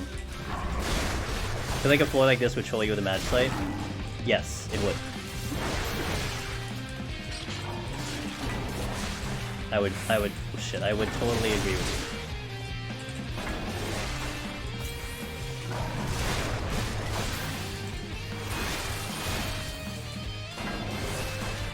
you. And it might be that one. That might be the Magic Slate. Okay, getting him in the corner here. More. Okay, we're good here. Should not get the aggro.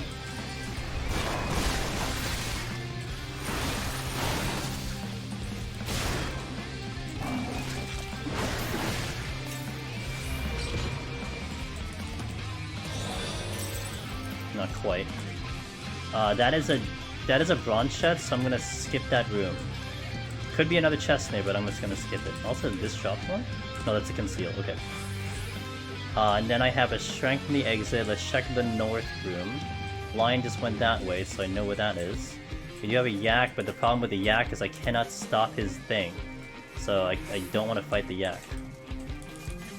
Potential trap here, so I'm gonna YOLO this area. Potential trap. Good to go. I can fight a Yeti, but I need to LOS the Yeti. No exit there, so we'll fight the Yeti here. I'm gonna get into a nice spot over here. That's good, I can LOS it. So I have to LOS its move, otherwise I'm gonna die. Because I cannot stop. And I can't have those pillars that are behind me to use that for LOS. I got wiped by lag and snapshot and oh my god. That's what killed me on Friday. The snapshot lag. Okay, we're LOSing here. We are with a wall. I hear something moving. The lion is coming in this direction. So I do want to pay attention to its to where it's going. It could go in my direction. I will probably pop a witching if that happens. I am riding no raising here, so it is something that I'm gonna keep in mind right now.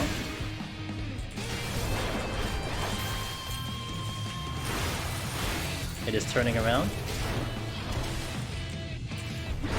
Sometime today? Okay. I do have LOS right now.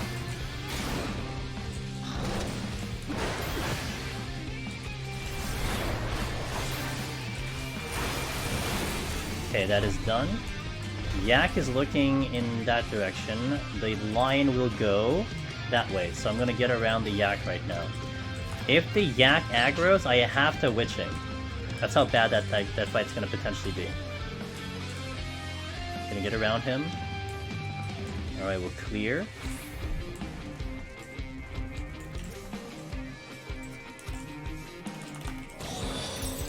Okay. Don't me out. Oh, I have the strength, which I should have used earlier, but that's okay. Use it now. Guess the lion is what I'm gonna pull. Could LOS the Enrage? Ew, it's gonna get tricky if I don't do it properly with the weight. Because I can't stop the weight, so it'll be really tricky if I mess that up, and I'm like not great at that. I have to be rather perfect on my timing. But I can just fight a line. I can fight a line. Any reason why I haven't used that strength? Yeah, I forgot. I just legit forgot. But it's okay, it's not a bad thing that I didn't use it yet, but yeah, I just legit forgot.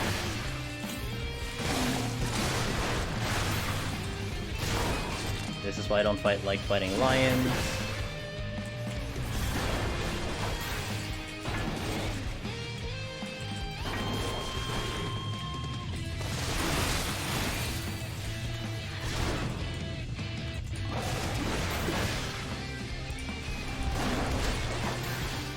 Oh boy, I still need to fight something. We're doing another lion.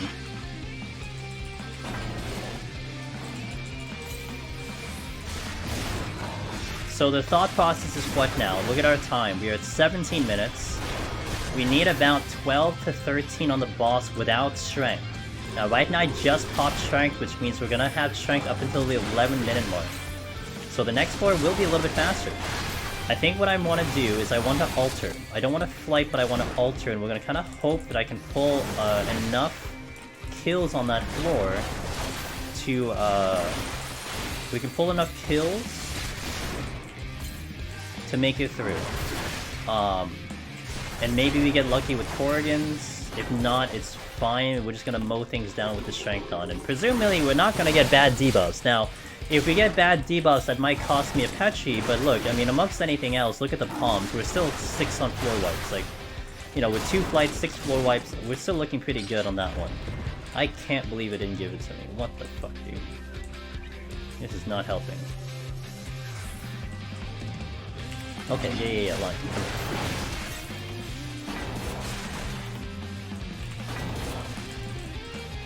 Damn, this is one of the hardest floors I've been given in the game so far. This is a really tough one. If anyone gets this type of floor, man, I don't blame you for getting your, like, feeling pretty demoralized. This is a really tough one. We had 4 no items in a row, back to back to back to back to back. We had max kill on the first floor, almost max kill flight on the second, and this is almost max kill flight on this one. So this has really been challenging on this set. But hey, I mean, if we make it through, this is going to be a really good run to kind of use and dissect. But the No Serenity is certainly keeping me on my toes right now. Okay, finally out. Now, this is tricky with time. So I'm gonna do that. So what I might actually want to do, I didn't pick up the strength. What I might actually do is if we don't get Corrigans, I might do a site. Now, it's gonna be a lower chance of landmines, but we're gonna use the site to maybe hope we get a landmine. And that will immediately speed us up. But I don't have faith on the landmine, so that'll be just a backup strat YOLO type of thing. We're already gambling on Corrigans, which is gonna be a big gamble. Alright, game. Alright, game. Give me 5 no items on this set. Yeah, okay. Gotcha. Whatever. At least I got a Serenity back, but I certainly can't use it right now. We're gonna pull Yeti. 5 no items, guys. This is gonna be tricky on any job. Yikes, dude.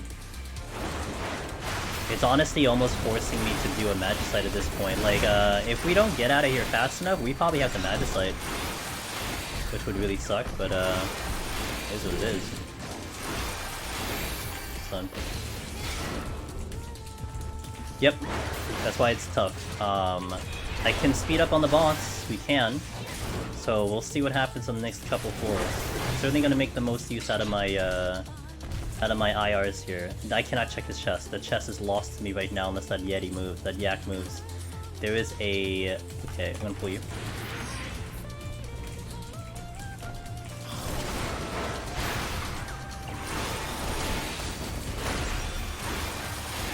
Gonna keep an eye on that room to see when I can move.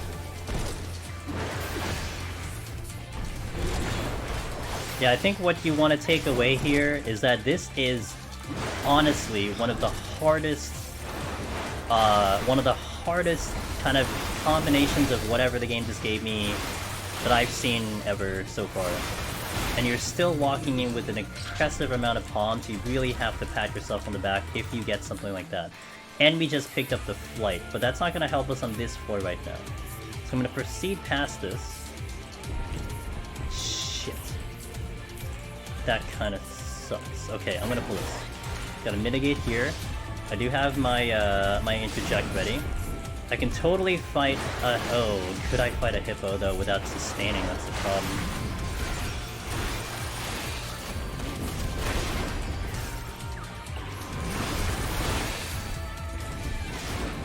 Yeah, 5th one, Shayla. 5th one, dude.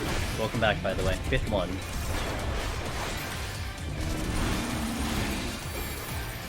Well, I can't fight a hippo without equilibrium, that's for sure.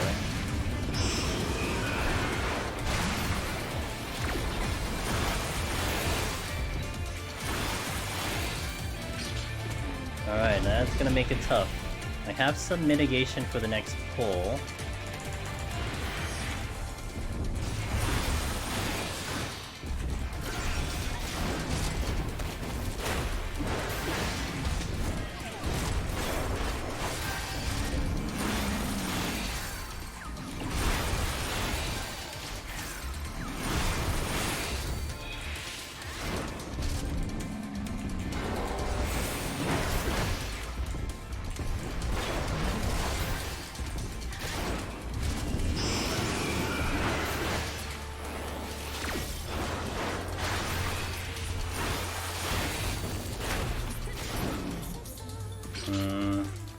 have some heals. I do want to try to get past this hippo.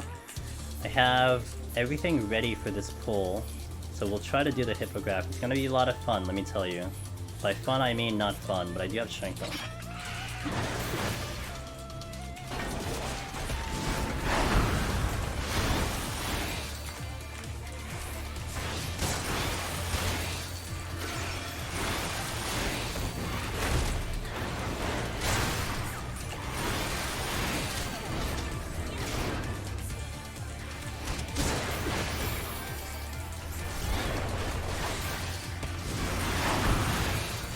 I have stun ready. Stun.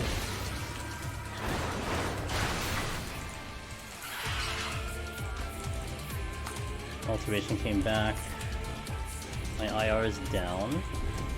Yeti. Going.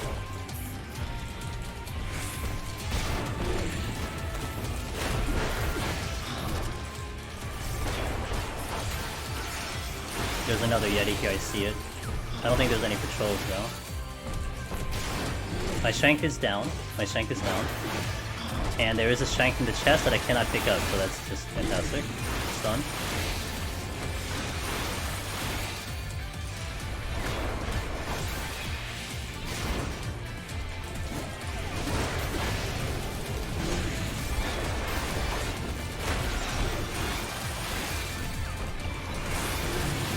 We are out.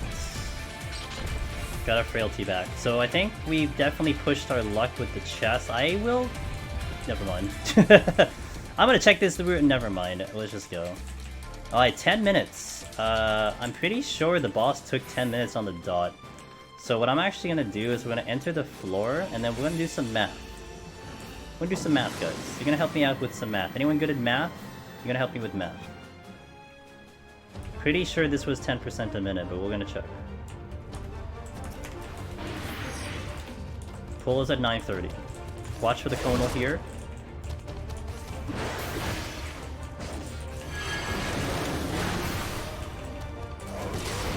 Okay, so at 25, we're at 99.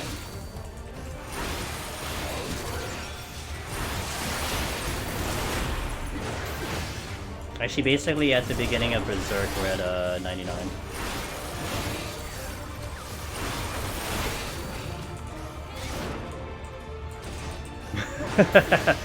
God damn it, Jason.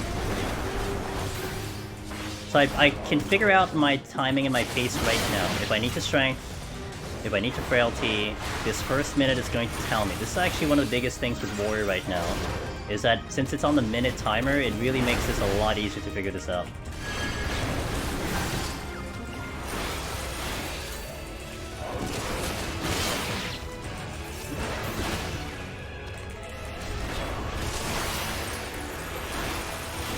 So we are doing 10% a minute.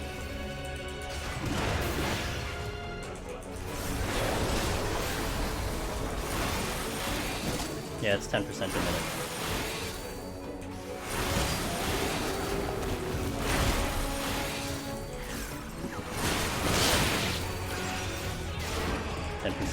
So what I want to do right now is I want to IR, and then I will frailty, and I think that should be good. We'll get 3 frailties, it looks like.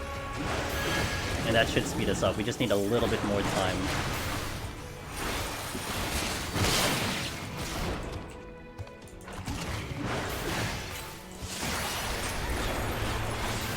Like, we're just behind pace, so I think we'll make it up. Hopefully. We'll see, but hopefully.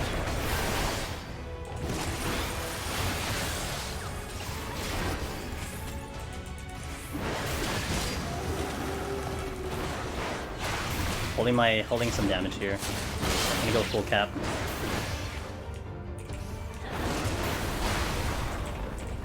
Frailty.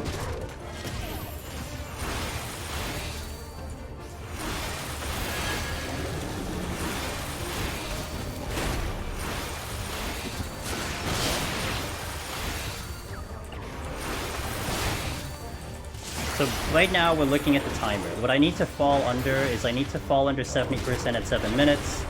The next one is I need to fall under 60% at 6 minutes. And if we're behind, if we're ahead of that pace, then we're good to go. So we're gonna see how we do on this 3-minute pace with the frailty on. See if we can catch up to the timer. If not, then maybe I use a second frailty or something. We'll see. Frailty should buy me a minute. Like usually, what it gives you is a minute. So if we started at 9:38, right? Then that means if I buy myself a minute, then it should be enough. Should be. That was a little bit of a late frailty.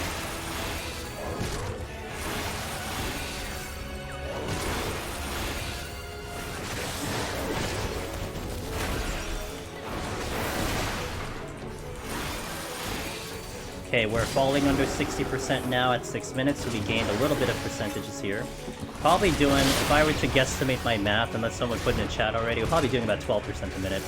12 to 13 a minute, I bet. Is Frailty a rarer palm? I would say in comparison to a Strength, it's more rare.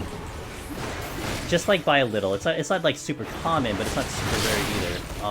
But for sure, like, I think, you know, it has its certain uses, and you want to get the most out of it. So you kind of just want to think of it, if you're going to use it, make sure you have 3 minutes where it's going to have the most effect. So right now, on the boss, it's useful, because I will have 3 minutes on the boss to use it on.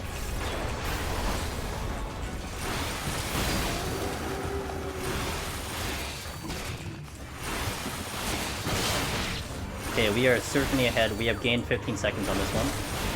So I think we should be fine. Especially if we were maintaining a 1 minute, 10% a minute kind of thing. So we should be fine with the frailty. And I'll have one more IR before the frailty goes, and I'll have, I think, 2 GCDs in that one. Should have been probably more, but...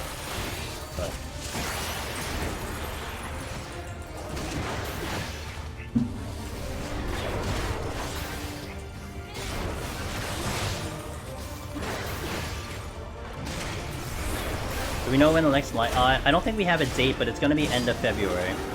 I'm not sure if there was a date mentioned yet, but it is end of February.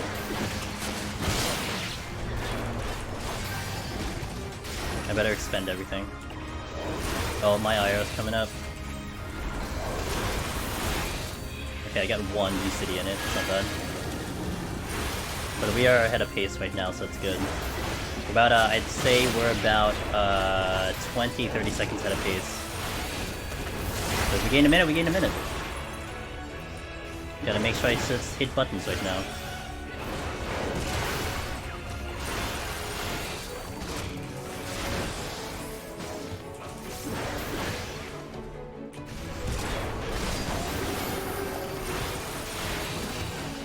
Should be good, probably kill it 30. Yeah, I'm thinking about 30 seconds is what we're looking at. So if we were going 10% a minute, if I had engaged this fight at 10 minutes, we would have just made the timer. We engaged this fight at about 9:38, so that means the frailty would have bought us. It might buy us a minute if we have 30 seconds remaining. Yeah, about 30 seconds is looking what it looks like, as long as I can maintain this damage. Now, a question: could you use pots? Could I use strength pots? Yes, you can. If you are someone who does have strength pots at the ready. Yeah, oh, absolutely. I actually just thought of that right now, before we kind of engaged, but I figured I would not use it on purpose, intentionally, just in case someone doesn't have it. You know, you never know. Maybe someone doesn't have strength pots. So I don't want to kind of make the assumption that you have access to that. But if you do have them, it will speed you up, for sure. At least this gives a kind of a steady kind of pace of what you're doing damage-wise, for the general person, if you will.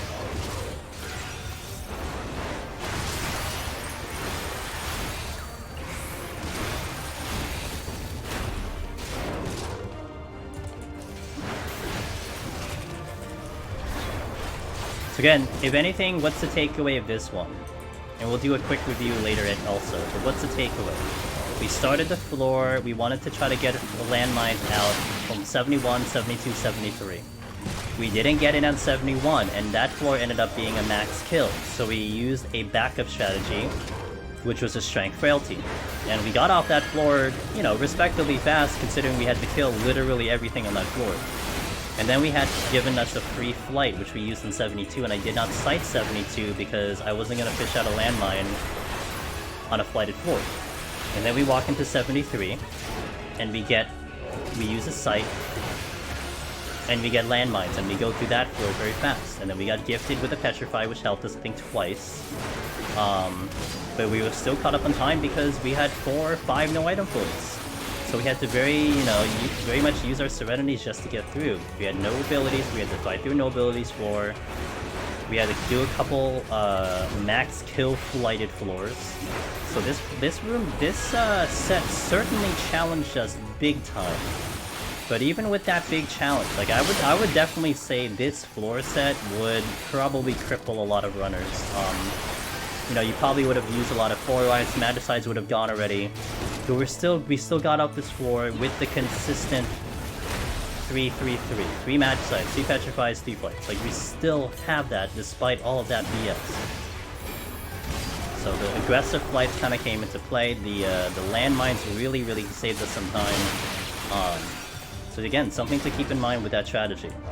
Didn't force any of those uses and really try to make a big management of our palms as best as we can. And we kept track of the time. We fought through that last floor as best as we could. I would say we got a little lucky in that last floor. Worst case scenario was I probably would have used a Magicite, but we got out of that floor there. But something else to keep in mind is this fight could have gone a lot faster. So let's say I got in here with 7 minutes. I could have double frailtied and strengthed in here, and we probably would have done it in time. So you have some flexibility on the boss. But I didn't use the strength here, I used 1 frailty, so we had some flexibility, and the frailty was required on this one. So we come in relatively unscathed. I didn't use the extra raising, so the raising's still here. We are down the Serenity, which is the worst part of that, but everything else is in order. So, yo, Hakani, oh my god, Utopia, thanks for the tier 1, I really appreciate that, thank you so much, means a lot. Alright, so that's 71 to 80, that was a tough one.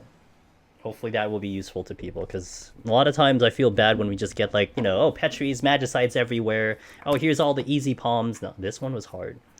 So we'll see what 81 has for us, because sometimes this chain reacts and we get even worse stuff, but...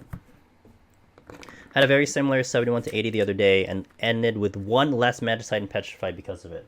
Yeah, and that's crucial, because you walk in here with 4 instead of 6, that's a big difference, Just got your solo... Heaven on High Omni Clear. Utopia, welcome to a very, very limited club of that one. I think there's only like 5 or 6 people or 7 people who've done that in the world. Feels only natural to celebrate with a sub to the person who... Oh man, damn, awesome. Congratulations on that. Let's freaking go. Yeah, of course, more clears, and I hope you're going to go for more clears as well. Maybe Palace will be next. I'm actually going to chase the Omni Palace clear on my end. That's actually going to be on my bucket list right now. We're going to start hunting down those jobs. So I took out 2 of them. I have 5 more left to go on my end, but damn, awesome job. Welcome to that exclusive. I wish they gave us a title. I hope they give us a title for that Utopia. Because that will really be like easy peasy. Who has it, who doesn't, right? So, but damn, congratulations. Let's go. That reminded me of a question, says Suicidal Wave, I had about strength pots. Do you need to use higher ones? So I don't know. I actually don't know the answer to that question, Suicidal Wave. I'm not very good with that stuff. I think whatever we used before, which was the tincture, should be fine. I don't know if Shadowbringer ones would be better. I have Shadowbringer ones, because I made them, because I was using them for 90 Warrior, but I don't know what's better. I think the Shadowbringer ones... I'm sorry, the Endwalker. I have Endwalker ones. I have the grade 6. I don't know what's better, though. Honestly, with the insane amount of bad foils you had, and very unlikely to get so many, you're still going to exit with pretty good palms. Exactly. That's the goal. So, that was 81 to 90. Let me make another stream marker. Let's talk about the game plan for 81 to 90. So, 81 to 90. We have 1 Serenity, which means from pretty much the early start of it, we want to hold on to that Serenity for dear life. Which means if we get really bad debuffs, we're probably nuking. Again, this is the exchange. We used a lot of flights, although we got them all back. We used them in 71, and we kept the Petries and we kept the Magicites. So if anything, that helped us out. But now we're in these floors where the Petries and Magicites will probably get used. We have to fight Onra. So I need to get to Onra with ideally 12 to 15 minutes. 15, 16 means I don't have to use anything. Anything less than that, I have to get the strength. So now you're basing it off of getting through 9 floors for 45 minutes. Right? Like leaving 15 minutes with the boss, 45 minutes to get through the the 9 floors. We will more than likely open with a strength and a frailty in the beginning of 81, and probably just start pulling, start killing as fast as possible, and get the chests. Again, don't check chests with a frailty on, but that's probably what we're going to do. And then 82, starting at 82, it's going to be YOLO. We're going to see what the game gives us and start to adjust. If I get really bad debuffs, we're probably going to nuke. If it's a floor without bad debuffs, if it's like a clean floor, we probably decide to fight it because we're going to kind of assume that we're going to get bad stuff as we move forward.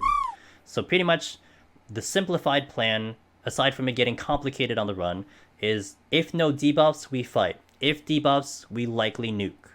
That's what we're looking for right now. Unless we get more Serenities. If we pick up more Serenities, that kind of changes some of the plan, because then I could probably Serenity one of these floors and then fight through them in that fashion. So we'll see what happens. Now the flights are interesting because I have that one Serenity. What's going to be super bad is if I do a flighted floor and we get a Gloom and a no items, it's going to be really devastating because it's going to be so tough to fight through. So I might have to think about preemptively using a steal if I decide to flight. Because if we get the worst case scenario of a no items and another thing, or just even no items in general, at least I have a steal rolling and I can fight through the flight. So we'll see if we run into that. But anyway, that is what's rolling in my head, and we'll see what the game has to give us. I only have Machinist clear on POTD, but I'll definitely... Oh man, you have the full gambit on Palace? Have fun.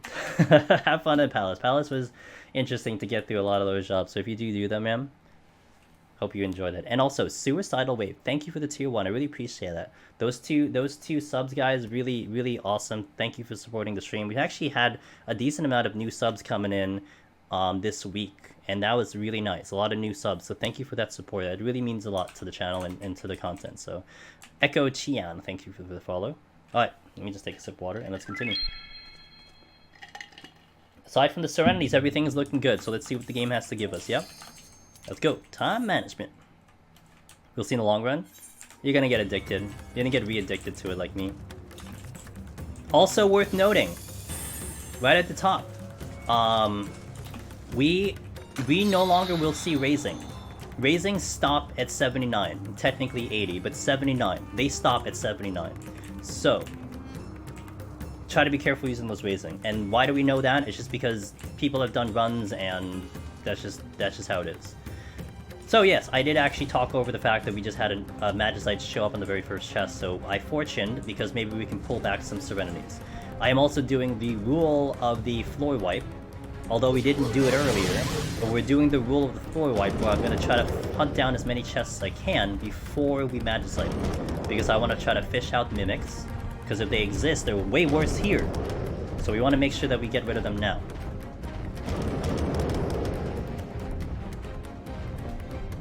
While doing content in these focus like this? It's just me doing it for a long time. That's it. I've been doing it for so long now, I'm used to it. That's probably all it is, but I appreciate that. I think like every stream I'm practicing that, right? Every stream I learn. I mean, look, there have been times when, you know, I'm fighting a Chimera and I've died to talking with chat on a Chimera.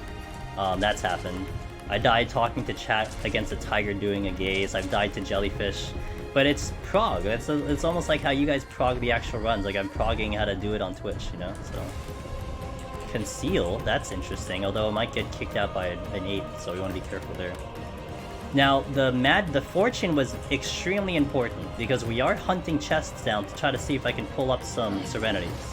So I did want a fortune right away. And I do want to get this chest before the Chimera does anything bad to me. So we will check the chest and then nuke it with the Magicite. Frailty came back. Inferno.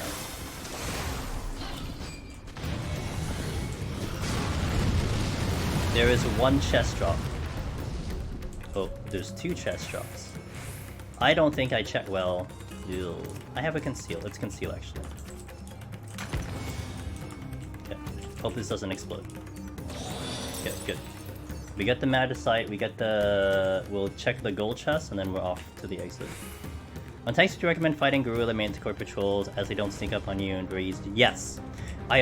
So I think as a definite go-to strategy, Agni, you want to eliminate patrols as best as you can. Only exception is like, you know, the Shinzei. and the giants later on, because those are just really bad patrols to fight through no matter what you do, and those you want to ignore. But everything else you do want to take care of. The gorillas, they're not bad. Manticores, they will get easier if you survive the first 30 seconds.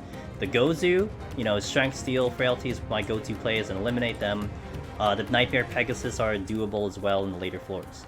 So at least the ones that are not, you know, going to murder your face, those ones you do want to eliminate so you don't have to keep dodging them. You don't have to keep running around and just avoiding all of them, you know? Did I just, No, I picked it up. I thought I didn't pick it up. That would have been tragic. Okay, no abilities is bad. So this is a time loss. So what I will probably do here is we probably petrify for the time. Look, I had a couple no abilities already, and I don't have IR, so that means my damage is dramatically reduced here. So we probably will nuke this for petrify, just to keep the time going. I just realized the Mantega have tails. Dark is great, yeah, Dark is fantastic. It is actually one of my favorite choices because of the defense. I turned away because the Mantega just walked into the direction of where you would aggro.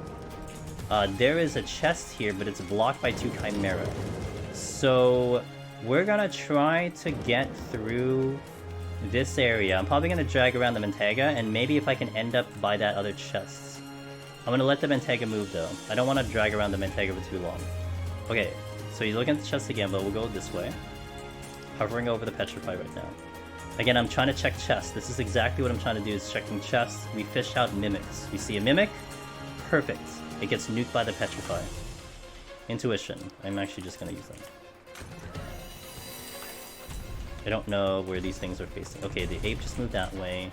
Mantega's looking away. If I step on a trap, it's not a big deal. Alright, Mantega should move very soon.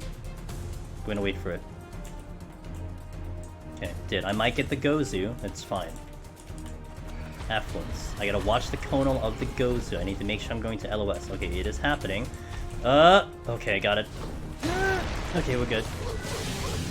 A little close. A little tight. Okay, that's not there. So I'm actually gonna go over to the Chimera room, and we're going to try to sneak that chest, petrify, and then try to kill everything as much as possible. There's going to be another conal from that Minotaur coming in right there, but I have the LOS, so we should be good. Okay, now we're going to not sprint, because I need sprint for the petrify. Petrification came in that chest. Well, that worked out pretty nicely. Well, this is making up for the RNG from earlier, but this is me benefited off chests. I mean, think of it this way. Think of this, thought. 2 Chimeras block that chest. I mean, maybe some people don't check that chest. They're like, no, forget it, I'm not gonna go over there, 2 Chimeras. We're checking every single chest. And I think that's probably the one thing that gets lost with a lot of runs. That people are just skipping rooms. So if you're finding yourself skipping tiles, skipping rooms, you could be missing a chest like this, right from here, you know? And also the decision making to be like, no, I'm going to just nuke a ability floor because it's gonna make me lose time. Probably people just start fighting through it, and then you reach that petrify like after like 6 kills or something. So sometimes the decision making does benefit a little bit, but really getting to chests is probably the most important part. Would I skip chests if you're fighting a floor? The only time I would really skip a chest is if I open the exit and there are enemies in the way. Like, there are literally enemies just in the way of me getting to anything further, and I would have to kill 1, 2, 3 more enemies to keep going to just get that one chest, and that's when I will start to skip. But that's where you do the balance of kills. You kind of want to get the full explore before you open the exit. And then that doesn't become a problem anymore, because you checked all the chests, and you haven't opened the exit yet. So that's the most ideal situation. Potato, thanks for follow, welcome in. Looks like I'm gonna have to drag around a Chimera. I will nuke this floor because it's blinded, by the way. We're gonna drag around a Chimera right now. To watch its abilities, it is Ram Toys first. There are no chests here. That's unfortunate.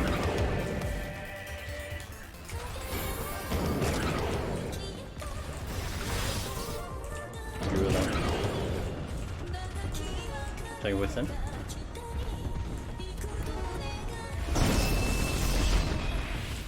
checking chests. I am nuking this. I've already decided to petrify because of the blind. Although I'm trying to get to as many things as I can.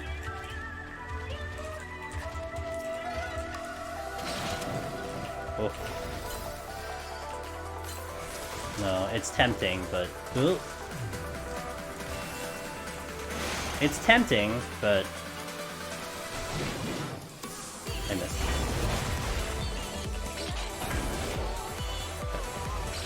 Oh shit, the exit is across the room. Uh-oh. That is not great, because I did not plan this very well. Not to mention I burned my sprint to run away from Ram's force. That could cause a lot of problems. Okay, the exit is open, and I see the exit visually. Alright. There's a chest here, we will check it, but the Gozu's looking right at it, so I'm actually gonna skip him. So if I check the chest right now, I am aggroing the Gozu, so we're gonna wait for him to move. In the meanwhile, we will check this room. 2 side enemies, and a silver chests, which will do me no good. If it's a Magicite, that's nice, but it's not worth the effort. So like here's an instance where I skip this chest. Why do I skip a silver chest? It could be a Magicite. Well, it doesn't do me anything, I already opened the exit. And then I have to aggro what? 1, 2, 3, potentially 2 enemies just to get there? I would have aggroed one of them, and the Chimera. And then if that's not a Magicite, well, I just screwed myself over. Steal. Good. Now this works out. What I'm actually going to do is I'm going to actually initiate the flights here. I'm going to do a flight affluence. Oh, shit. Okay, well, hold on a second. What do I have? 1, 2... Let's do which this needs to go first. Also, this is blinded, so this is going to be fantastic. Oh, this will be great, guys. I'm gonna love this situation.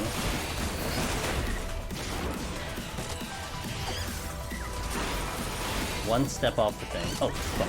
And there's more. Come here, come here, come here. Come here! They won't come here.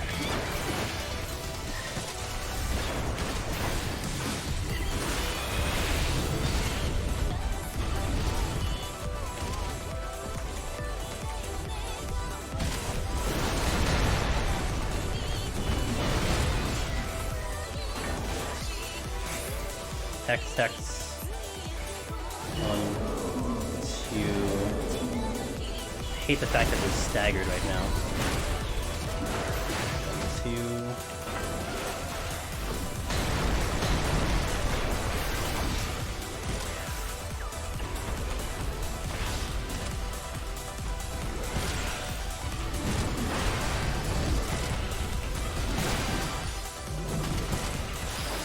Text.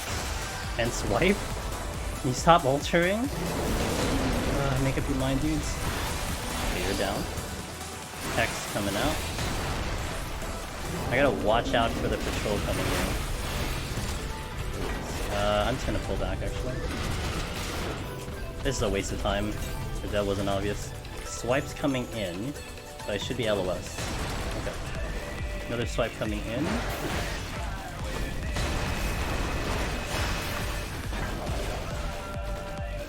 Hex. Okay, we'll fight here. This is a good place to fight. Swipe. Swipe. Patrol is coming here, which is great, and I just missed fail, please. Okay.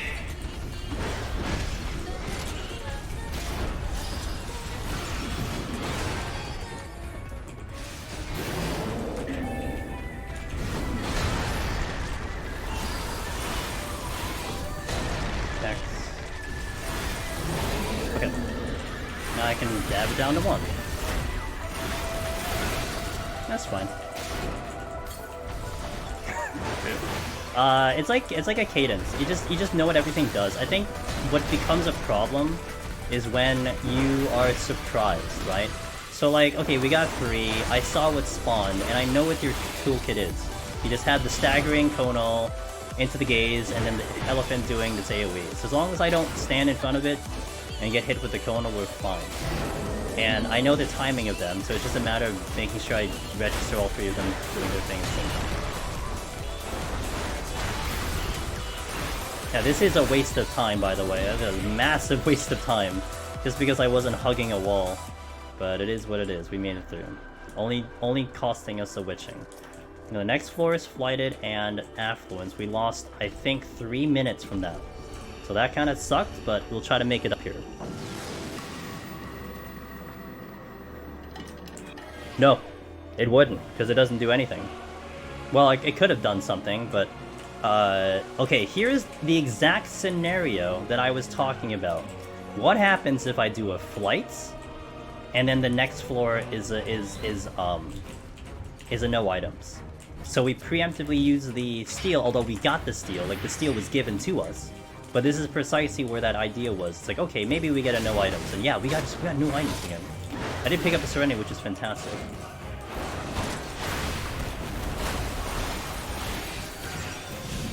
So now we want to try to get through this floor within the duration of the steel. That's what I want to try to go for right now. Checking chests is still important. We are missing a bunch of chests right now.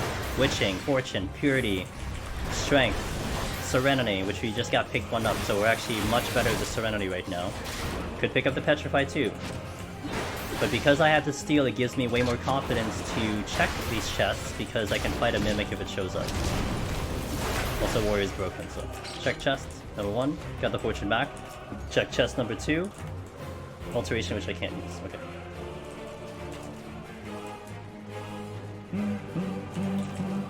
Oh, how could you? I do want to check chests here. Bypassing.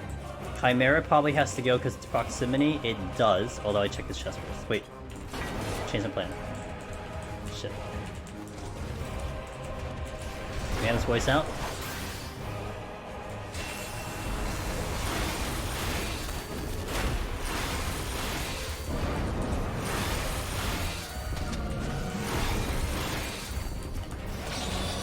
No go on the exploding chest. Watching the move. Dragon Voice in.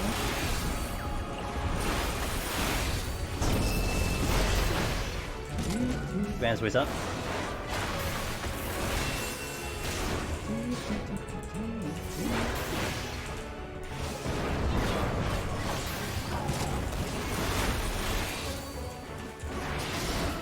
Okay, watch the Mentega.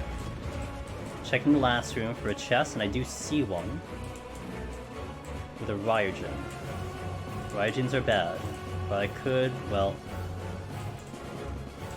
Okay, we do want to try to speed up here, so I'm going to pull... Rather Scary Patrol. It wasn't bad. I knew his distance, okay. It's good.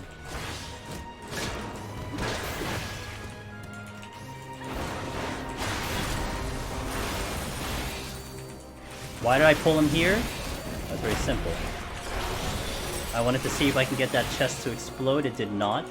It's okay. I'm gonna pull him back now. That was worth the effort, and I home ganked for that, so I wouldn't have died if it did explode. If I need to pull something else, it has to be... I think there's one Mentega left. But I probably pull the Gorilla, because I'm running out of enemies. And the Gorilla would be harder without steel, so I have to also think about my steel duration. And I probably only have one extra kill left, and I do want to pull the... I do want to fight the easier enemy. But it's not a concern, so we go to the next floor. Watching the patrol, potentially. Okay. So, despite everything that just happened, you know, we had a bad lorry trap which happened. We are kind of really good on time. We're walking into the fifth floor with 43 minutes. We are down a floor wipe. We also did have one at the beginning. Actually, we had 2 floor wipes, so that did help us up. Okay. Gloom. And I'm losing my buffs. So this actually does kind of warrant another Petrify. Potentially. Miss Sachi! Aw, you were here earlier. You did a stream and you came back here! Oh, Sachi. Thanks, Sachi. I need a shout out for our buddy Sachi. I would really appreciate it. She's a sweetheart, guys. You're gonna like her stream. Sachi, hello. How was your stream? Hope you had a good stream.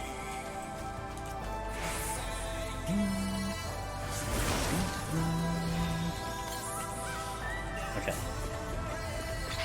Well, if none of my mods get you, I will get you in a sec. How do I deal with this, mimic? Okay, let me see. Oh, you might aggro. Please don't. Shinsei incoming. Shit. Oh, that's fantastic. That's great.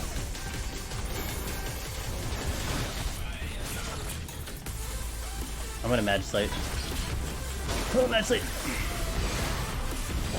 I'm gonna opt for the Magicite here, just because this really got messy. It's okay. And also, like, how I was thinking, I would have liked to have kept the Magicites at 3, but the way I was thinking was, what if we get a Magicite from the silver chest down the road? So pushing it to 2 is not bad. Oh my god, dude. Really? Hey, thanks for shouting out Sachi, I really appreciate it, guys. Definitely check out Sachi. She's great. I hope you had a good stream. What were you up to?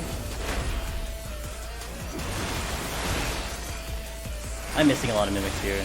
Johnny, welcome back, dude. I'm still here. Heaven on High is trying to kick my ass. I think Heaven on High is finally getting pissed off that I keep clearing on Warrior. So it's trying its best to kill me right now. I like it. It'll try its best.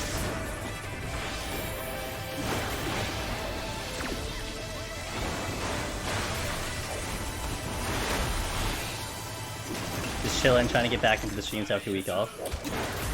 Get back into the saddle. Yeah, I hope it went well. Of a Dragoon and did some normal aid. Oh, cool. Okay, cool. Thank you for sharing. I appreciate that.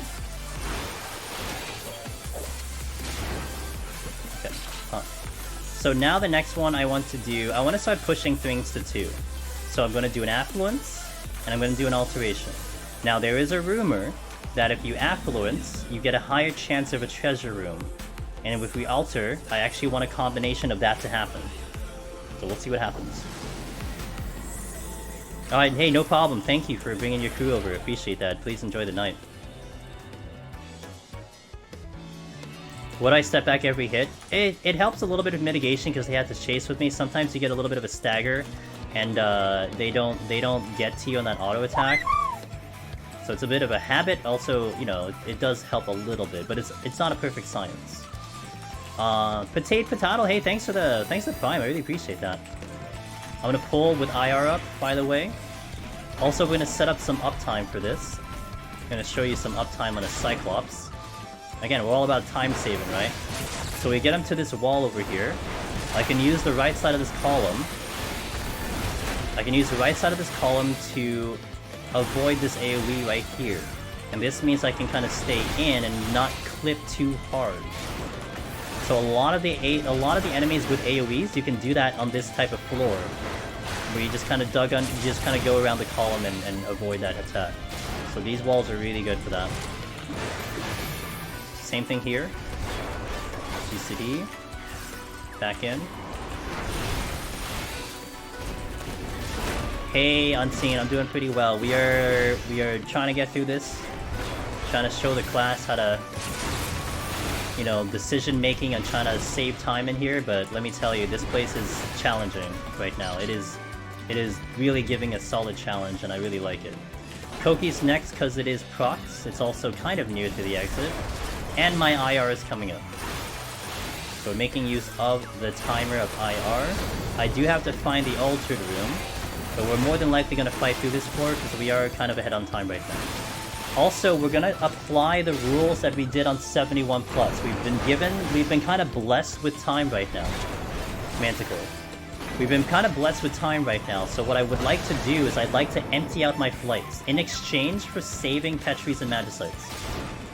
So that is why I'd want to use a flight. Not simply for a time save, but so that maybe by using a flight, I then don't have to use a Petrify with the amount of time we have remaining. This floor is going to take a while, so we'll just try to get through, but we're gonna go through, you know, little by little each room to see if I can start sneaking towards that altered room.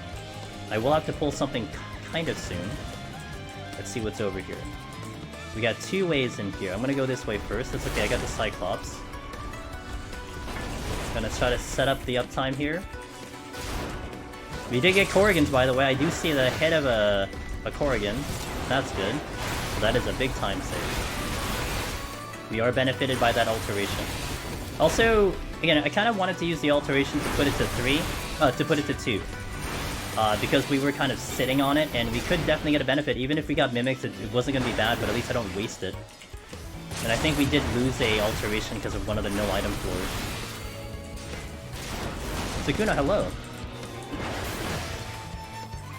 Makes you think of the Inuyasha. Oh, this one? This is what's this one again? Is this Byaku? Or Siryu? I forgot. No, this is Byaku, I think. Oh. Low. Siryu. Okay, Siryu. Corrigan. I know a lot of... Well, the problem with the Corrigan emote is, like, I think a lot of people play on dark mode, so we'd have to, like, find some creative way to, we'd have to find some creative way to execute that. Exit is open. I'm gonna check all the chests. Did not drop any. No go there. I'm gonna skip the bronze here, but I did check that and revealed.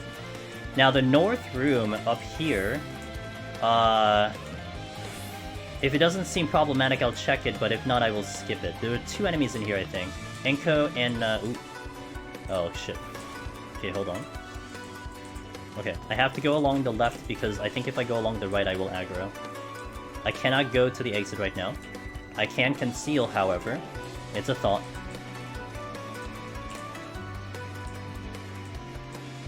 Okay, got lucky with that one. I think what I will do is I will go all the way north, we'll check it, and conceal to get out of here. Because it will take a lot of Metal Gear Solid to get through that again. Nothing here. So we're just gonna conceal now. I'm not gonna use anything on the next floor, will I? I said I was gonna dump my... Oh! 87, 88, 89. There's a chance that you will see landmines. A little bit of a higher chance, not as high as that 71 to 73 set. So we'll definitely try to see if I can pull some landmines on the next floor. And then probably we try to flight the rest of it. So let's try to go to the next floor, we'll sight it out, and we'll see what happens, because it does kind of matter what debuffs we get to.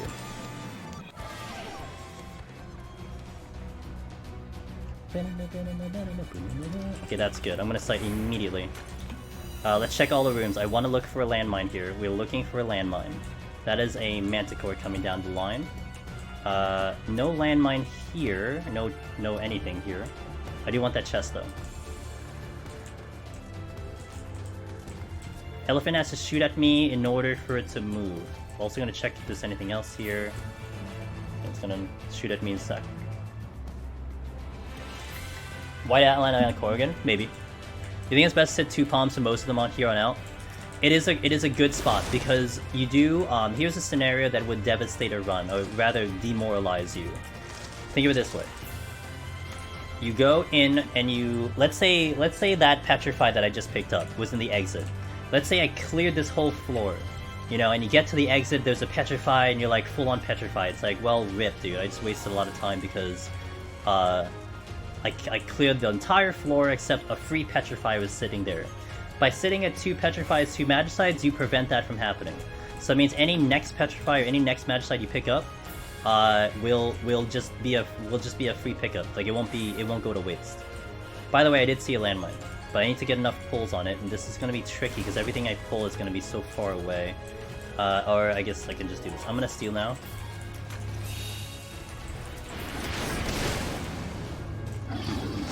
Okay, this is gonna be fun, so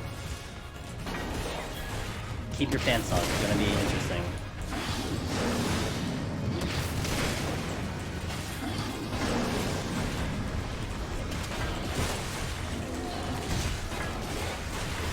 Switching here.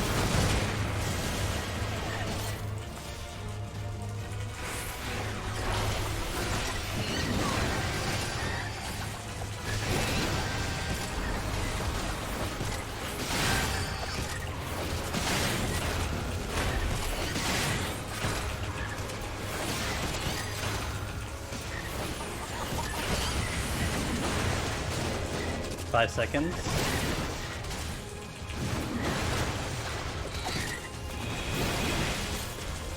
Everything's still mostly alive. Okay. We're not even out yet, but we did the whole big pull, so that's good. Looking for that landmine. We got that landmine, we utilized it, boom, time save. Can't say that's always gonna happen, but we take advantage of it. How goes the solo? Solo goes good so far. I'm gonna skip everything here. We want to get to the exit and get to that gold chest first. I don't want to pull too much right now. That is another landmine, so that means I have a free kill here. I didn't check this chest. I didn't check this trap. Another landmine. Does Palace have increased? Yep. It is parallel. Utopia. Parallel Heaven on High to Palace. Meaning the 71 to 73 is the high landmine floor in Heaven on High. When you walk into 171 to 173 in Palace, same thing. You'll actually get the same thing. It's actually high floor up there too.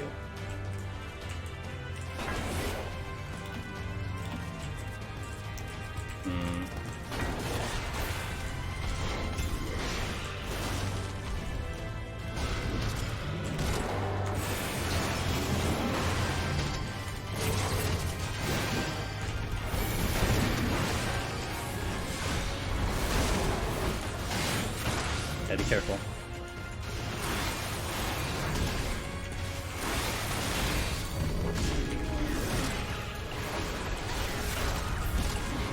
Flower. Okay. Landmine by the treasure room. I wish there was a landmine in the treasure room, but I don't know if I can get to any of these chests. I can get to one, but it's on a... I kind of want to get to these chests, though. Okay, I can get to one of them. Steel. Got the steel back. Good. I'm out of here. I'm taking the win and leaving. I can't get to the exit right now. Gotta wait. So right now, time-wise, I can fight an entire floor, which will fight the next one, I think. And then we'll probably fight the one after that. That's the play. Seeing those Kribby corpses after them dying and witching feels satisfying? Absolutely. Yeah, this set, in terms of landmines, 87, 88, 89 sometimes has them. Oh, Chayla says 91 to 92, huh? I do not do that actually, but I'd take your word for it. Clean floor. Let's start pulling. IR's up. Keeping that uptime here. Watching my back just in case. I will fight through this floor. No debuffs here. So we're definitely gonna fight through this floor big time. I hear patrol. Shit. Wait. Okay, we're good. I didn't like that. That position was kind of scary. Flower. Okay, get a little deeper in here, guys. A little deeper. Alright.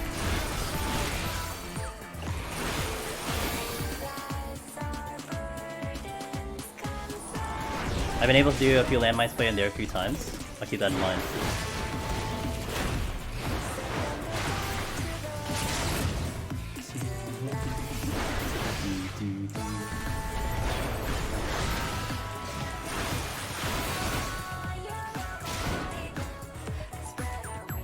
Now I kind of don't want to empty out my sights and safeties right now. Like I could use another sight for potentially 89, but I kind of don't want to go empty on them unless I pick up another. Only because, you know, you might get a lot of big rooms moving into 91 plus, so it might be better to maybe sit on it. And not to mention, I could sacrifice a flight for something like that, because we're already looking really good with palms. Now keeping the scorecard, we have picked up, I think, 3 floor wipes on this set, but bear in mind, I have not skipped a single room, I think, in this set. No, I don't think I have not skipped a single room in this set.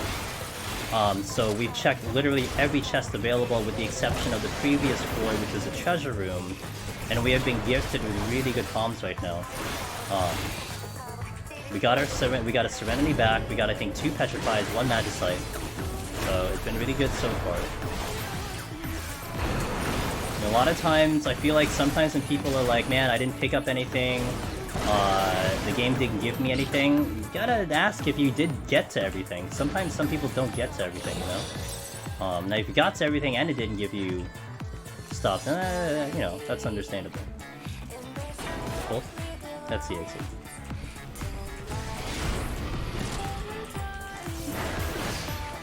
Timing out on Warrior made me really consider how aggressive I want to be inside the landmines. Yes. I think with a tank and Warrior for sure, I think it's almost mandatory to really save yourself time. Like, if you don't use those landmine plays, man, you're gonna be really starting to fall behind the time. It saves you just so much time off the clock to use a landmine play. Especially because, I mean, if you're used to it, if you get used to it, it's not that bad. It takes a while to understand how to get it down and the timing and everything, but once you get used to it, it is so powerful. I mean, that floor that we just did on the previous one, that probably saved me a good 5 minutes if I were to just do that floor normally, or it saves me a floor wipe. Like, I essentially floor wiped with a landmine, you know? Okay, I'm gonna check the chest before we continue. I do want to get to the north room, because I need to see what that chest is, but my IR is coming up. Okay, strength is exceptionally good right now. So let's pull the Cyclops, because now we're gonna kill this way faster. Perfect position.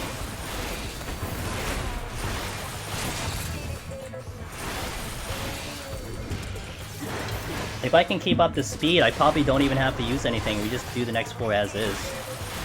If it's really bad, I can sight. Like, if we get bad debuffs, I can save a Serenity and sight.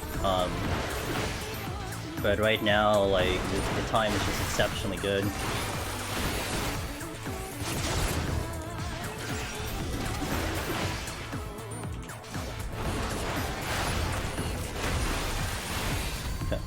Do you set a limit how many mobs you pull on a landmine play when you use the witching? No. Not a number. More like what I'm pulling. So for instance, if I only saw Enko and like Ryujin, I'd probably witching really early, you know? Like, I don't want to be dragging around like 5 Enkos and Ryujins tank bustering me in the butt, like, constantly. Like, that's bad. But then, like, let's say you have, like, 6 Kokis. I can pull, like, 12 Kokis. Like, they're not gonna be that bad. Like, yeah, they're, like, dodging their ears. But, like, that's fine. The Manticores, I probably would say, are not too bad. You just have to survive that initial burst. But it really depends on what you're pulling. Like, for instance, you wouldn't pull, like, you know, 5 Shinzei with you to a landmine. So it kind of depends on what you're pulling. And I would be picky and choosy. I would, like, take a Cyclops that we just fought. I would drag a Cyclops across the entire map. Like, I would hunt down every Cyclops on the map and drag it across, like, 9 tiles. Just to do a landmine play, because I don't really have to worry about them kicking my butt. You know, they're not that bad at all. However, like, something like a Gubu would be really bad to pull, because a Gubu has a pull-in and a poison that you have to constantly LOS. So you would avoid that one. So yeah, it kind of just depends on what you're pulling. Of the amounts. I wouldn't call it a number, more like which enemies you're pulling. Are you considering making a full guide on how to detail every mob mechanic in POTD? I think Meiji kind of takes care of that. Oops. I'm kind of dying, guys. Hold on. Okay. Because I don't have steel on, that's why this thing's kicking my ass.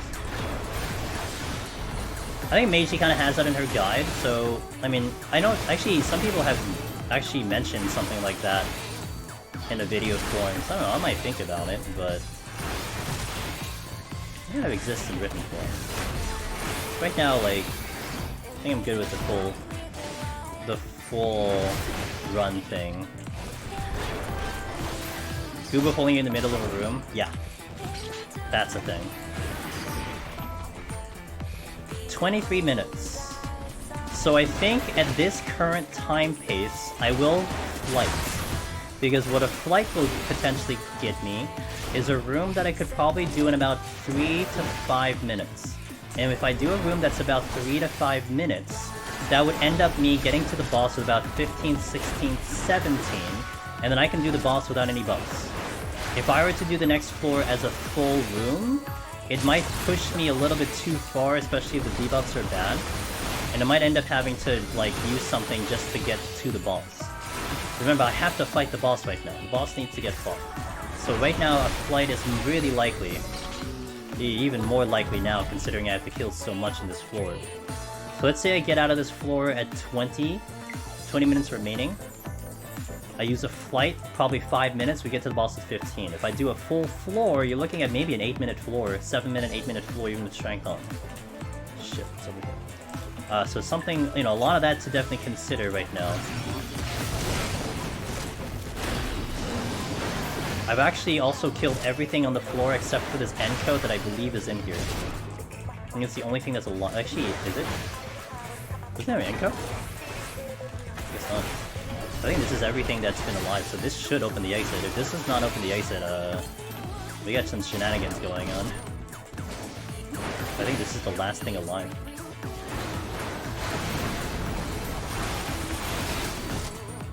That's true, that's true. Actually, Loken has that plugin. I guess like a visual guide, like I can see it being useful, but there's other resources that pull it off right now. Alright, that was everything.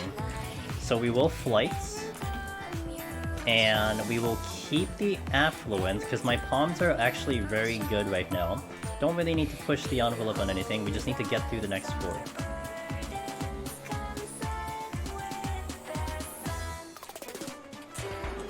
Alright. So we're looking at walking into 91 with 3 Petries, 2 Magicites, 1 Flight. 2 alterations, 2 affluences, 1 reason. This is kind of how all of my runs have been going so far, in general. Like, this is just what we walk in with all the time. So that's why I was fairly confident to do a run like this. I mean, we almost got screwed on Serenity, but we made it through on that one. Gonna pull because of the IR. I do want to check the chest next.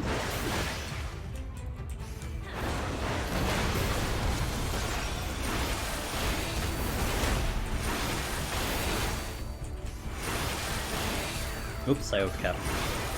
My bad.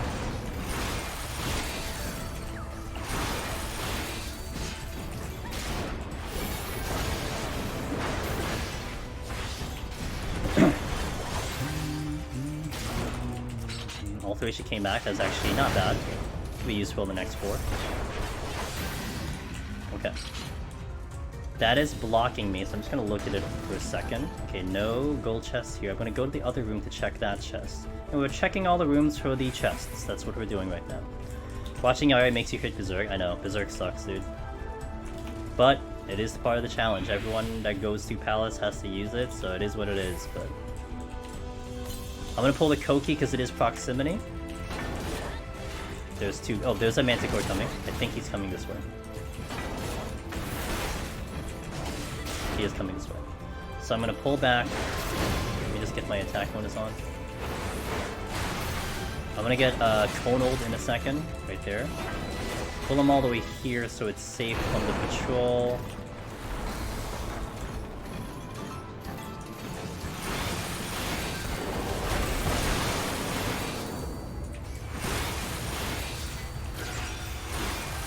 I do want to take care of the Koki next that's in the other room. Again, because of proximity, the position in which it is, it could be blocking me from proceeding to the next room.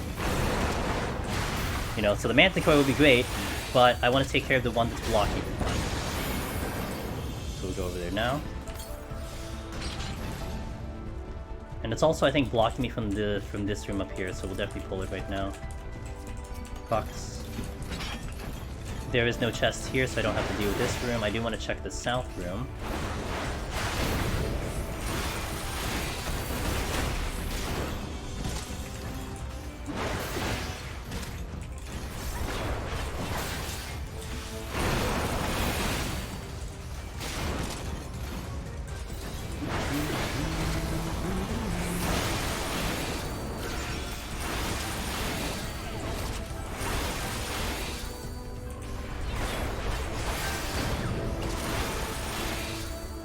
My strength is down. Okay, and that's fantastic. So I guess we're just gonna go to the boss with more than enough time. Check this last. Definitely want to check that. Pot here.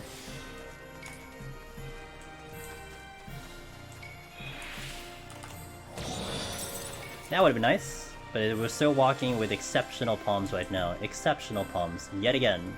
On Warrior! Well, just kidding about the time, guys. Goddamn Manticores every fucking time, dude. I legit lost track of this one.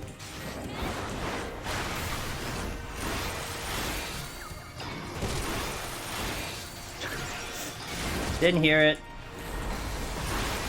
Just shows up out of nowhere. So, we should still be fine on time, by the way. Don't think I'm gonna sweat it. At least I don't think so.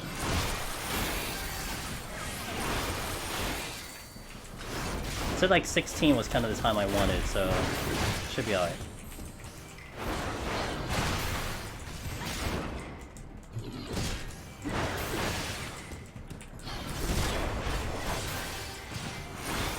Alright, the boss. 16 on the boss, let's go.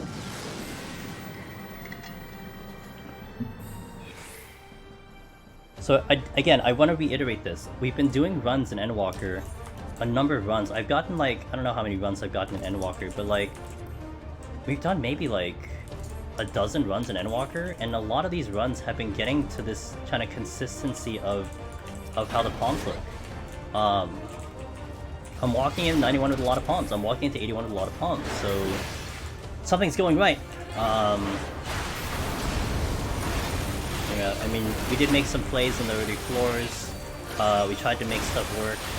You know, we got some bad aggro and luring traps and whatever, but that's where all of the palm management does come into play. Why we use things, how we use them, what we're looking to get out of it. A little bit of preemptive use too in certain floors, predicting potential, you know, no items and stuff like that, so this should be fine. We put markers down because I had a chance with them. I didn't explain it last time, but we'll definitely just kind of quickly go over what strategy we utilize for this. Strategy that I kind of call the melee uptime, which is really meant for melees to do, but I do it for all classes.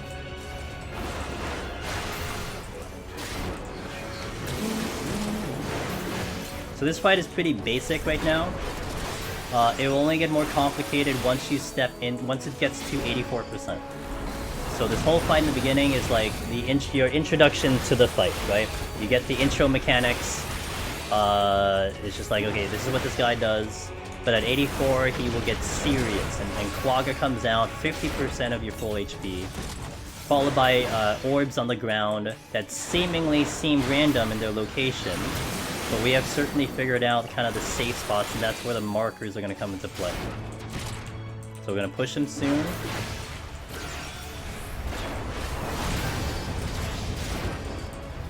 He's going to go Quagga.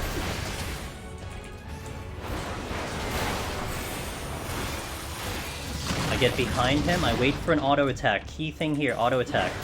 Comes out and I move. You don't want to wait any longer because that orb right there can hit you. And that's going to be bad news. Because you will get a wait, and then you have to start doing mechanics, like, pretty seriously. So, wait for the auto, and then move. And why you wait for the auto? It's because if you move before that, he's going to follow you until he gets an auto attack. When he does the auto attack, it's like it locks him in position. Like, you can't move after the auto attack, and then timing-wise, it means, it just works out that he'll just park his ass on the marker. So that's kind of the explanation of how that part of the fight goes, and we'll go about the positioning.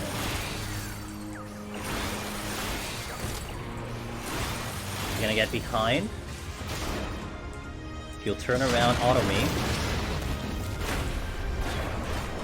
There's the auto, I move, and I go to B. We go to this middle column here. We're using this spot to bait the line AoE.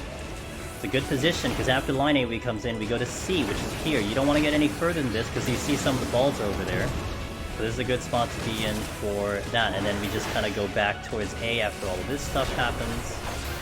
And then there you go, that's the fight. And this position in particular is repeatable for this entire fight. You never have to reposition. If you kind of just follow the ABC, you can just do this pretty much every single rotation.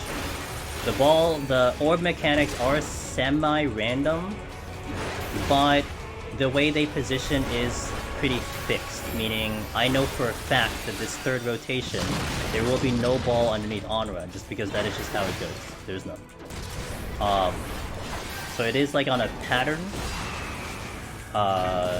like they are in a fixed location, kind of. Not kind of, they are.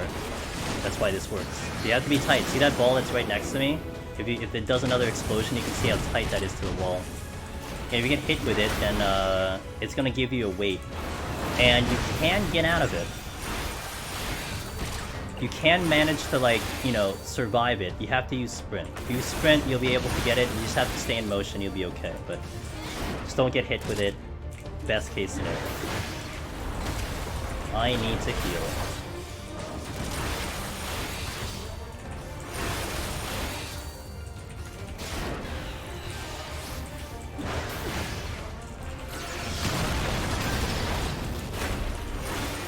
Orb will be here, moving after the auto. No greed. 62%, we're going. Again, tight. Look at the ball location. We can see all the ball locations over there too. We don't want to go any further than this gate. Like right by the right side of the gate, that's like the limit, maximum limit. You go any further than that, you're getting hit with a ball. That's why the markers are pretty specific, I'd say.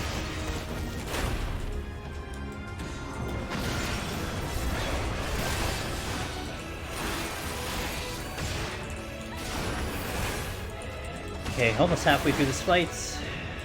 Don't really have to worry about time.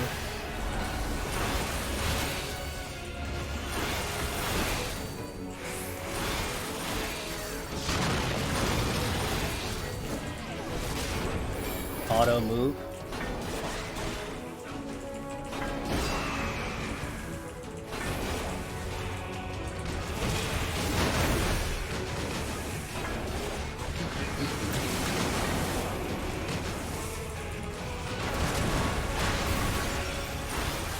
Does Appraisal Fate work on fixed... Nope, it does not.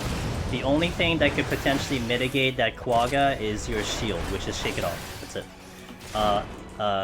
None of the Addle, Feint, so on and so forth will work on that. Not your mitigation either. Rampart, so on and so forth, that will do nothing on Quagga. It is just a flat 50%, but you can mitigate it with shielding. So if I Shake It Off here... Actually, shake... I still have Shake It Off, they didn't break. You have so much time just to it, and that's crazy. We'll watch. Yeah, we had a pretty insane climb too. 71 was a challenge. 71 we got severely challenged. I had 5 no items in 71 plus, man, and we're still making it here with a lot of palms. So this one we picked up 3. We picked up 3 wipes along the way. 2 Petries and 1 Magicite. We didn't really use that much of it too. We did utilize a landmine, we utilized a flight, but the rest of it was pretty straightforward. 5. Yeah, Setsu, I had 4 in a row. We had 4 no items in a row. That was a fantastic experience. And I Serenity like 2 of them because I had to Serenity at least one of them because it was a big room. So I got a no item big room and I had to Serenity that. And I Serenity'd another one because I was about to die and literally die because I didn't have racing and I just died. I made a mistake and I had to use one. And I was almost out of the floor, but I had to use it. Yeah, if anything, 71 was pretty huge. Like, 71 was probably one of the most challenging floors I had in a while. We had the first floor, I fished for a landmine and I didn't get it. And it was a max kill. I had to kill everything available to get off the floor. It was like 8 or 9 kills or something like that. And then we flighted 72 because the game gave me a flight. That was also close to max because it was like 4 to 5 kills. And then we did do, I think we got no items, but I did the site and we did a landmine, so we saved time on the landmine in 73. And then we started chaining no items back to back to back to back. And then we had a no ability floor that really took a lot of time too. It was really a tough floor. But we still made it out there with a lot of palms remaining. And then this one definitely, you know, I would say it wasn't too much of a, you know, positive RNG, but we certainly made the most of everything the game gave us. Well, that's a record. What, 5 in a whole set? I don't know, maybe. I think I did. There was someone who definitely got a lot of no items, but that was really bad. And I could fight through no items on Warrior. You can. It's just, you know, the situation was just not presenting itself. The fact is, like, if that was any other class, you know, you would have been in deep trouble. DPS? Oh my god, you would have been in deep trouble. Maybe with the exception of, like, Machinist or something. Red Mage maybe, but I was rolling no steel as well. Okay, 28. Just gotta keep this pattern going. Bear in mind, any of these AoEs can one-shot me, even, especially on tank, and I don't have steel on. So any lapse of my concentration here, this run is over. I will not have time to fight the boss. So we may have to make sure that I do not make a critical mistake here.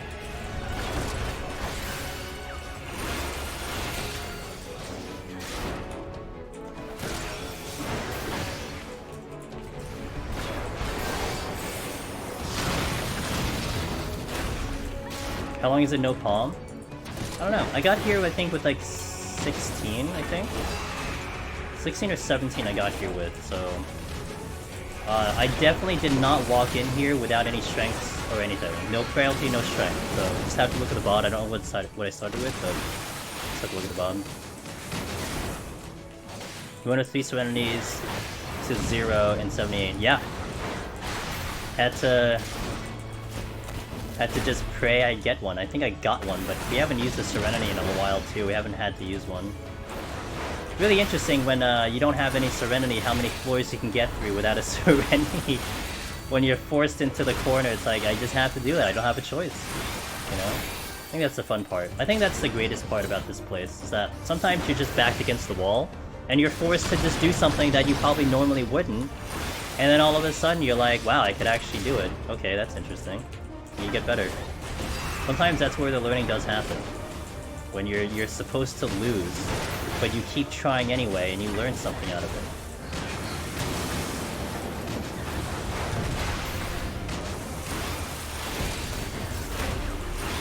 When do you think this bot will be up? So far I've been timing the VODs that I go stream about a week later.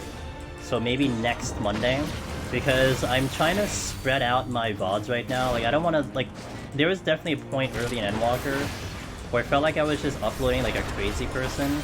So I've actually been scheduling my posts now, and I've been kind of doing it in like a specific timing. So right now, it looks like a week from now will show up. But this will be on the Twitch VODs. You know, if anything, it's gonna be in Twitch VODs, so if you need to really look at it, it'll be there. Like, I think Tuesday, the live tutorial on Warrior is gonna be posted on Tuesday. So that's about a week and 2 days since I did it. Because I had the other stuff showing up Saturday and stuff, so I'm kind of spreading it out a little bit, but yeah, that's where it's gonna show up. Yeah, like, I noticed I was posting like a lot of stuff, which is not a bad thing. It's just, I don't want to like go crazy and just like, you know, dump like 5 videos all in one day. So I've been spreading things out, and right now that's the timing.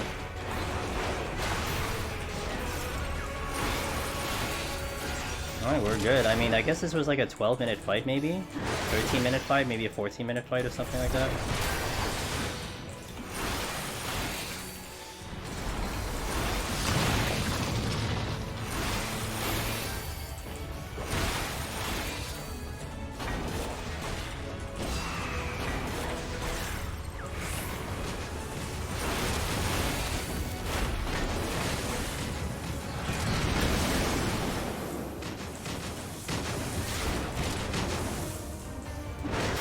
Alright, done. Palms are great. 3 Petries, 2 Magicites, 1 Flights. We have to fight through 3 floors, so if you nuke 91, 92, 93, 94, 95, you have to fight through 96, which is flighted, 97, 98, 99. So I have to fight through 3 floors, and 1 of them is flighted. Alright, great palms. Let me take a small break. I'll take a restroom break for a sec. I'll just stand up to stretch a little bit. We haven't taken a break all stream. I'll also play a quick ad, so if anyone hops into stream, they won't get hit with any pre-rolls. But hey guys, thanks for being here. I hope it's been good so far. Again, this is all about time management, and I hope that is what we're accomplishing. I mean, certainly we were great on time, but also with the thought process of what goes into it, why we're using things, why we're pulling things, and hopefully that all culminates into an understanding of how that works out, and hopefully that transfers into your own run if you're trying to go for the title or other clears. I'd say a lot of these strategies do carry over to other jobs. I mean, of course, Warrior has its specialty with whatever it has, but I think a lot of the ideas of what you use palm-wise can carry over into other classes as well. Of course, I like to kind of think of it that this is encapsulated with Warrior. You gotta have to consider that. You know, if you wanted to do a Red Mage run, then you do something with a Red Mage. But at the very least, some of the concepts are what I would carry over, or what I do for other classes. The aggressive flights in 71 plus, the idea of using wipes on bad debuffs in 81 plus, so on and so forth. So, which floors are? Ooh, I will discuss that when I get back. Best. I'm gonna hit the restroom. Let me hit the restroom first. I'll come back, we'll play a quick ad, and then when I get back, I'll explain the game plan of what we're looking for, and then we'll go in. So, BRB guys, I really appreciate you all being here. Let's see what the next song's gonna be. Good song to be AFK to. Thanks for being here. I shall BRB.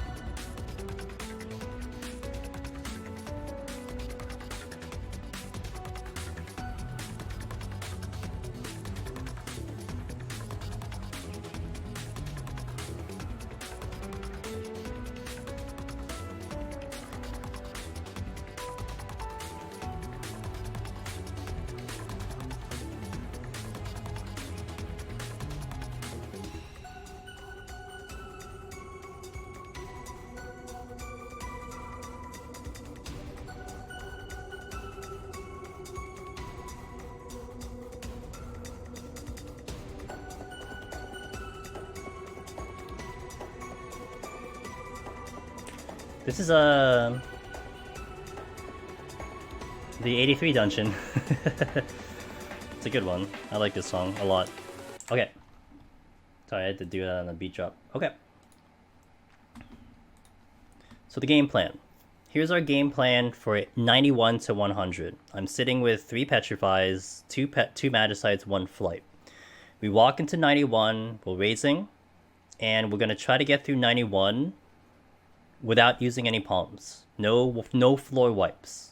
Something that you don't want to take for granted is the fact that 91 has no debuffs. There's no buffs. You walk into the first floor, no buffs, no nothing. So it's the best floor to fight through. If there's a lot of white mages, I will hunt them down. I'll probably open with a strength, but not a steal. We'll open with a strength and try to hunt down as many white mages. If we see Gozus floating around, at least 2, I will then do a strength, steal, and a frailty, and we'll eliminate as many Gozus as possible so I don't have to keep dodging patrols. That is usually my go-to play on every single job, and that'll not change with Warrior. Something to keep in mind. Strengths and steals are pretty high chance of picking them up in 91-100. More than likely, you will pick up a lot. So I highly advise you keep your strengths at 2, as long as you're using the most of them. Maybe keep the steals at about... keep the strengths at 1. Keep your steals at 2.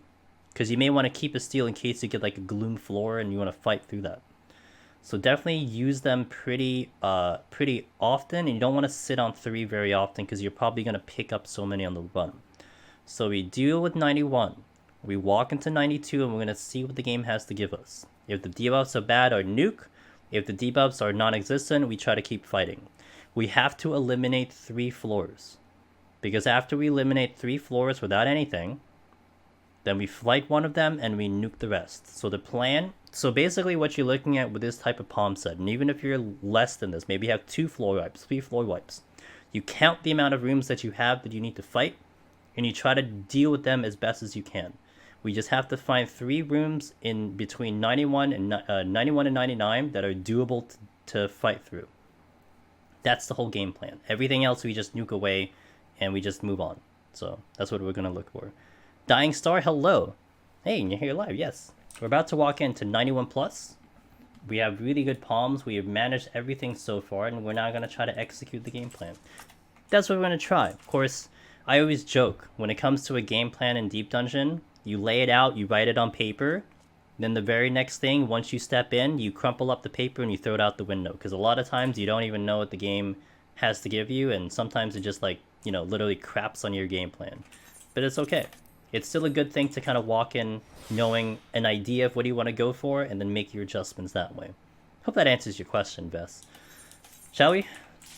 Let's do this. Finale. Raising immediately. I do see a Gozu, but I only see 1 Gozu. I am gonna open with a Fortune.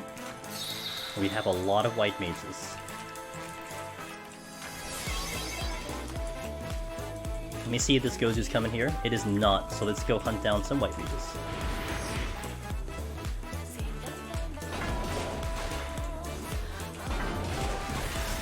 White mages are the best because we can LOS. By LOS, I mean line of sight. Every time it casts stone, we are going to go behind a wall. Now again, keeping this in the time management thing, I open with that strength. You do not want to sit at 3 strength or 3 or... The steal is debatable. I mean, especially if you're hunting down these white mages, I don't need steal for this. And especially if there's a lot of them, I can just hold on to the steal. It's completely unnecessary to pop the steal right now. But the strength, use it very often. You're gonna see it. You're probably gonna see a lot of them if you're checking chests. Don't use stones in here, buddy. Checking to see if there's a patrol coming in. No, we're clear for another pull.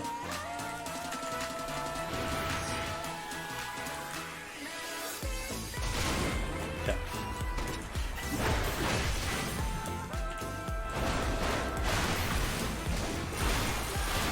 So what I always do on my runs, okay, is I will do an affluence alteration into 92 and an affluence alteration to 93. If we get Corrigans, fantastic. If not, it's okay, we probably nuke it. Now, something that Shayla mentioned was the fact that she sees higher rates of landmines in 91-92. Something just to keep in mind. You're not going to see me do it, because that's just not the game plan I have utilized, but look, that's going to be something, you know, it's something just to have in the mind if you want to do that. I've gotten okay without it, but usually I've been just getting a lot better palms walking in. Oops. Well, now we steal, guys. We steal, right? Yeah, we steal. Okay, good. I'm gonna frailty here. This looks like a small floor. So here's the thought process. Here's the thought process, guys. Let's say this is the only patrol in this floor, okay? Let's make this assumption that this is the only patrol, and this is not... You know, I'm not gonna be 100% correct here. But, if this is the only patrol, we saw that patrol when we spawned in here walk towards the south side. If this is the one patrol that's in existence, that means this room is about 5 rooms deep. Because it took that long to walk back. So like, almost like its time period in which it took just to get to me indicates that potentially this is a smaller type of room. If there were multiple rooms and it would get lost in them, it would take a while. Of course, that's what we're going to explore. Now, there is another room here. There's one over here. Also, I just did a bad boo-boo.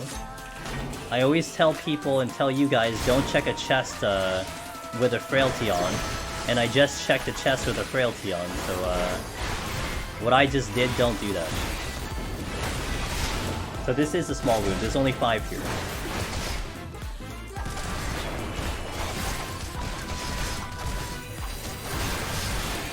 Because if that was a mimic, that would be very bad.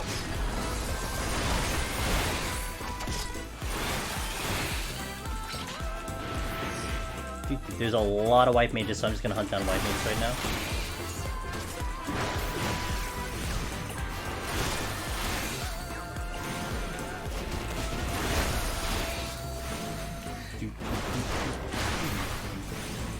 Oh.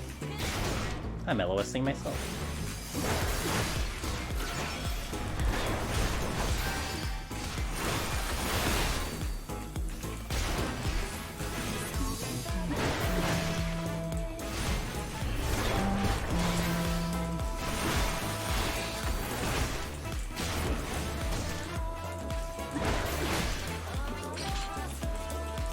Pulling a warrior, and the reason why I'm pulling a warrior is because in a frailty they're a lot better to deal with. Like, they're not that bad. So that's why I want to deal with it now. Right after Butcher Block, I'm gonna go arm's length here. Actually, I can do IR too. Because I'm gonna prevent his infusions. He's gonna do his version of failsafe coming in, so I want to mitigate. There's his Raging Rush.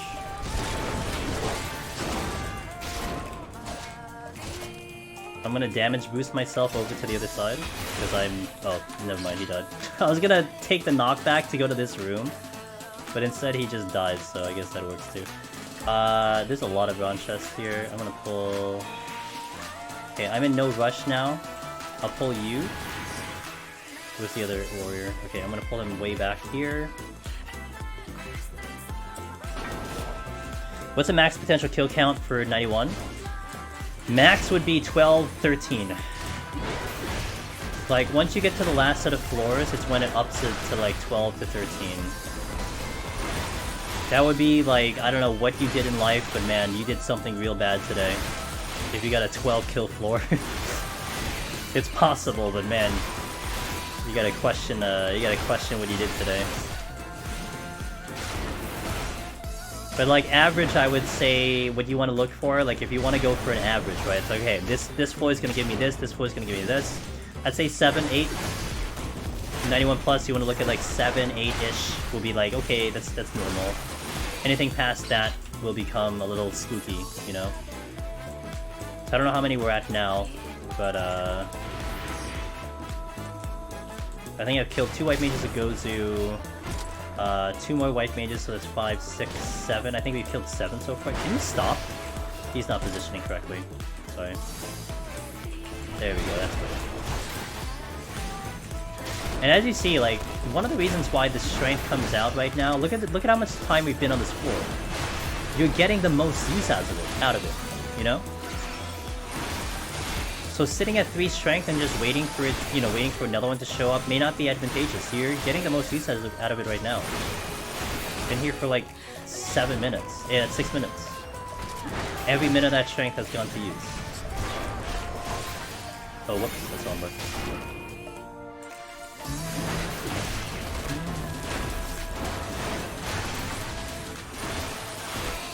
Cool.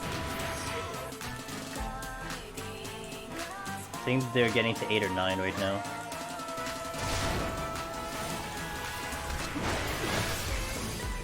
Losing the strength. Now, here's the thing. Because I'm getting close to the exit, I don't want to re-up the strength.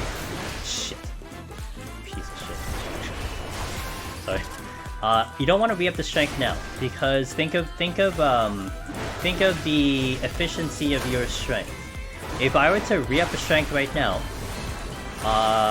and I were to open the exit right now, so like I re-up the strength right now, and I open the exit right now, well, I have to walk to the exit. I have to make sure I get to the exit, and then we get to the next room. I have to assess the next room. What's the next room? How's the debuffs? I gotta walk to, like, you know, the rooms to see what I can pull.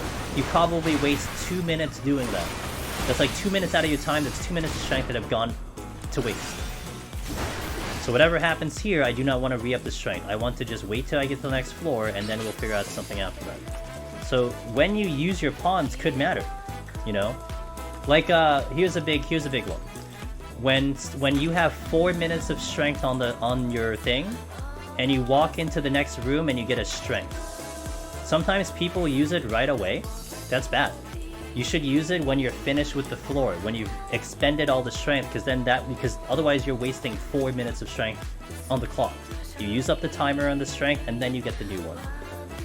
And that could speed you up by minutes if you do that.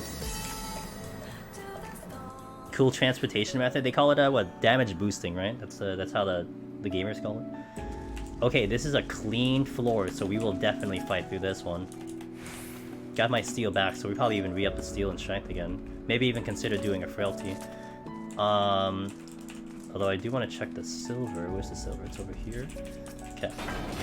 I'm gonna strength and frailty here, since I have 2. Okay. Prep the stun here.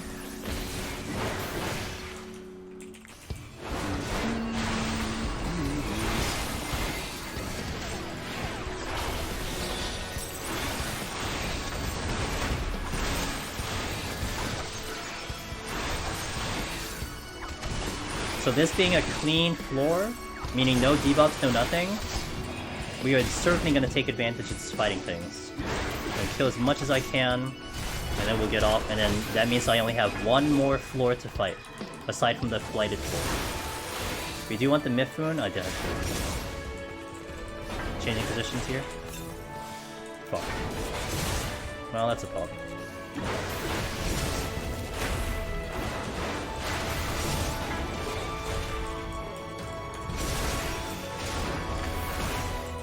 I gotta LOS this. Oh. Oh, I don't think he got me. Okay. Gozu will be next, unless there's another one. I don't see it.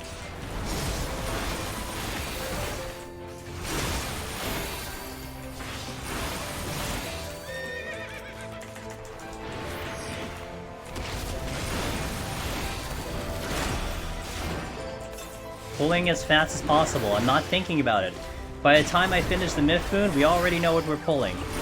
Even that can be downtime, you know? It's like, okay, what am I pulling next? Okay, I have this, I have... No, decide already. Especially on a job like Warrior, where you're not really risking cooldowns, you just need to pull it.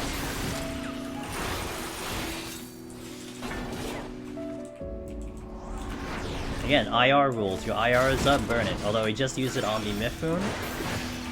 Still, the same rules apply, just kind of pulling fast. Checking to see if there's a patrol coming, there is not. Okay, I do want to pull something soon. Let's do the monk right now.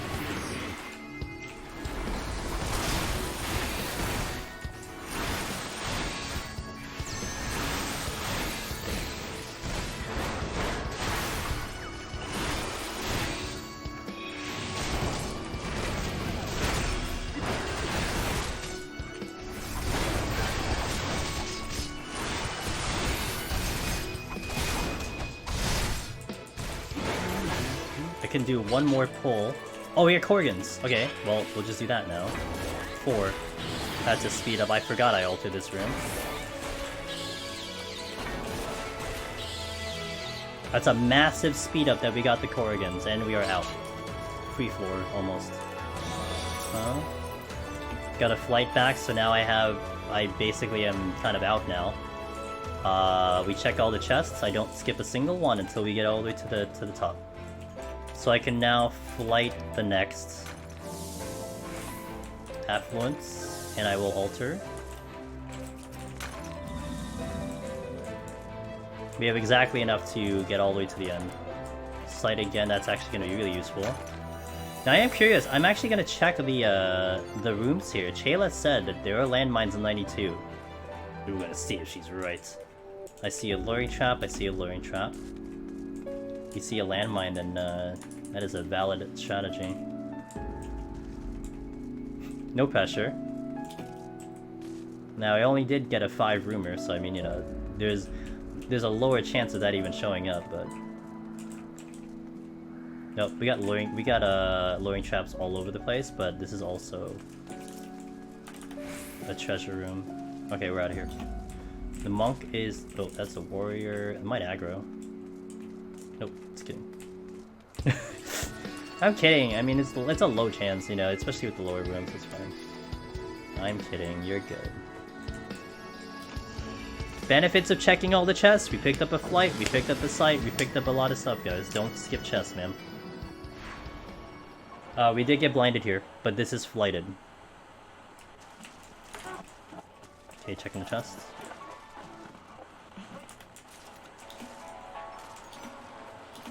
And this is also altered, so I may want to find the altered room. We have a... Oh, that's a treasure room again. With a myth rune. Got a strength back.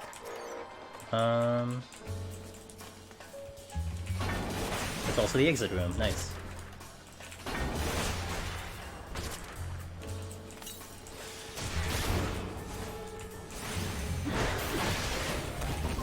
So in this instance, if we open the exit, I'd probably just go. Because it's gonna be kind of troubling to get through here. You know, so something just to kind of keep in mind with that situation. What I'd like to do is I'd like to clear up enough enemies to get along the right side to see if I can check the other stuff. I definitely can't check the chest that's to the top left corner because of the Mifun. But the Mifun is not blocking the exit. And the exit right now looks kind of clear. There's a white mage walking towards it. So the thought here is that I want to make sure the exit is clear. I only need to kill a handful of enemies. Actually, I'm going to move right now. Enemies just kind of moved in a really good spot. Got a Magicite. Okay, well, that makes life even easier. And just pick up stuff, forehead. Okay, where that white mage go? Okay. Yeah, well, GG. Anyway, time management. You get up there with 30 minutes and you get a speed bonus. Ow. Ooh. Okay. But hey, I mean, look, we're benefiting off checking the chests. Check the chests again. Steel? Yeah, we'll use that. Ah, but I'm gonna aggro the demons. Okay, that's fine. Yeah, now we just nuke all the way up. Like, actually, I don't even need to flight anymore. We just have nukes all the way up. Maybe I can fight the... God damn it. Maybe I can fight the dodo.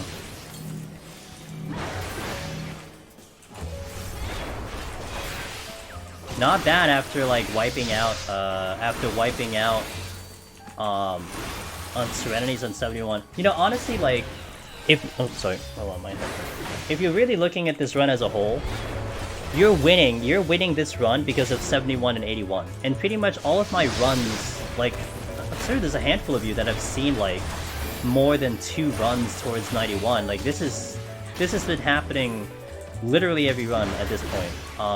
But you're winning 71 and 81. You make a hell of a play there, you make hell of a progress there, and you are rewarded with essentially a victory lap on 91.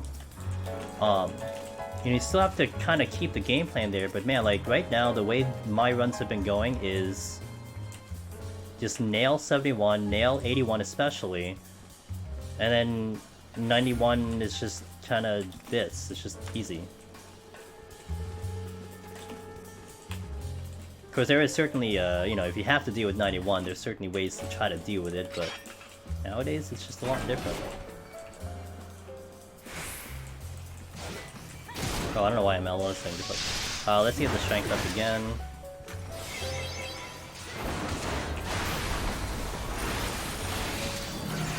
Do I open more chests at this point? I do.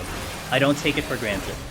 I mean, technically, like, in all honesty, if you're, so, if you're hunting the title... Hold on, I just really made a mess of that. I feel like something's behind me. Oh shit. Something's behind me! Good thing you have, like... Good thing your feet are really heavy. I would, because think of it this way, I could still get really bad debuffs climbing up, so like a Serenity is going to be beneficial, right? Like, I would not consider this free, I would not consider this a win, until I walk into 97 and I have like 3 Serenities in the bank, right? Or like, if I am only gonna have 2 Serenities, I'm not gonna consider this a win until I'm at 98 and I can Serenity all the way through. So that's something to kind of, you know, you don't want to take it too much for granted, especially you're right here, so may as well kind of get the most out of it.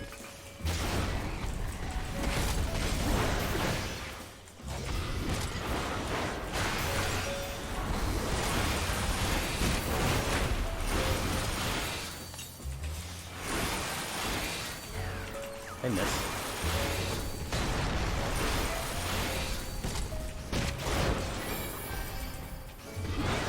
You could do uptime on this, by the way. So remember the Cyclops, we positioned him at the edge of the hallway, and we hid behind the column? You can do it with this one. I'm just not, but you can do it with this one. These mobs do a lot of damage. They do a lot of damage, yes. More so because I'm missing, and then also, like, if I don't connect on my hit, raw intuition is kind of useless, so I have to actually hit the target.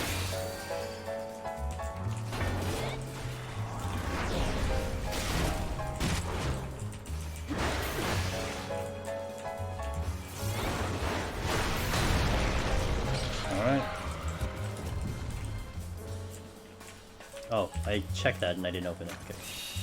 Alright, so we are, you know, like, what I want to do is I want to expend my Petrifies first. The Petrifies need to go. Because the Magicites I can use kind of whenever. We are going to conceal, by the way, because I want to get to the exit nice and clean. Not going to check that chest and conceal. Let's proceed. Had a double no big. Oh, yeah. Oh, yeah. DNG, that is crippling. Because you have to Serenity and you have to Safety. So again, you don't want to take it for granted until you're at the end. Now this right here is going to totally be a Magicite, because if I Serenity, I can Petrify, but that costs me Serenity. Now, again, we're not taking things for granted. I'm still going to try to check as many chests as I can. I just found Corrigan's. So I'm going to try to check as many chests as I can before we Magicite.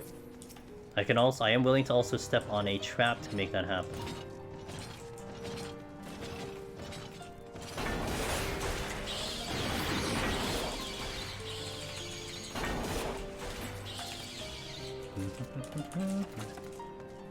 Didn't drop anything.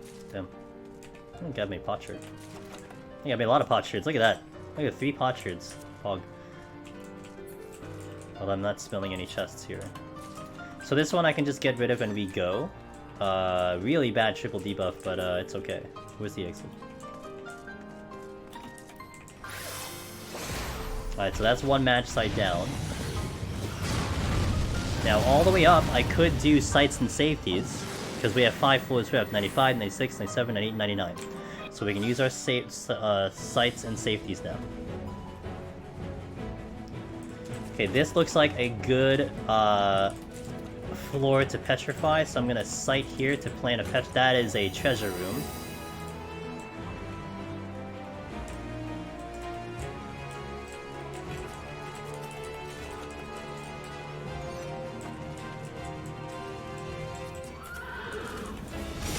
Got a Serenity. That's tremendous. We're good. That's literally all I wanted. So now, like, we have the 3 Serenities, so I can kind of just get on out of here.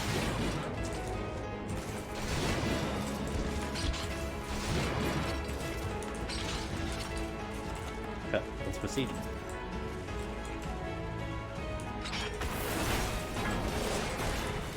Oh, I went the wrong way. Oops. Yeah, shrink back. I went the wrong way. I thought it was to this side. It was the other way, which is not great because I might I might be blocked from the exit. We are not blocked from the exit. That is a landmine. Okay, next work. Yeah, we're gonna leave it off for another round. That should be noticed, but all the X swipe moves are a factor of 128. Oh, I didn't notice that. No, interesting. Strength again. I'll just use it. This is another site. I do want to save the safeties for a big room, so we're gonna site here and plan a petrify. Big room here. Although it doesn't look like I'm getting far right now, and also the exit is like a million miles away.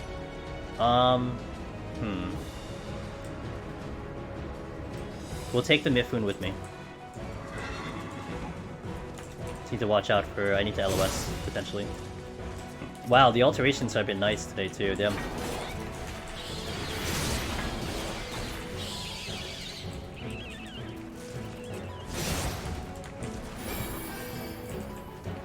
Alright, well I guess you can see how much damage this does.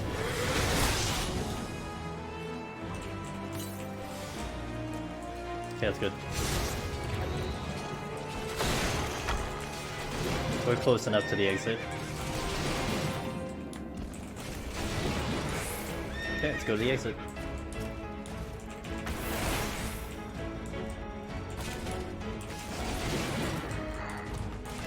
I didn't get him.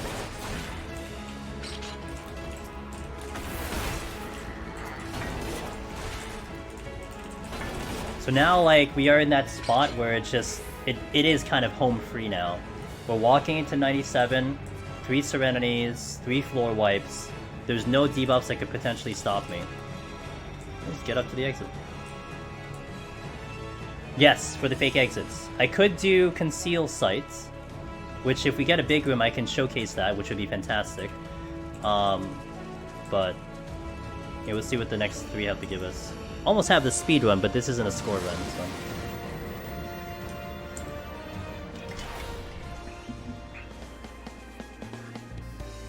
Oh, into Smilington?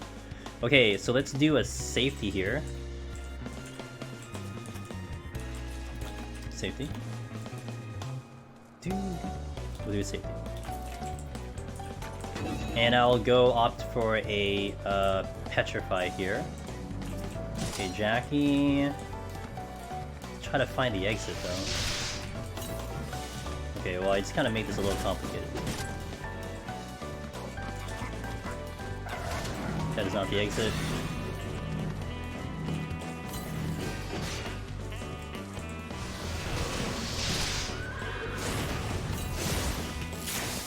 I don't know where the exit is.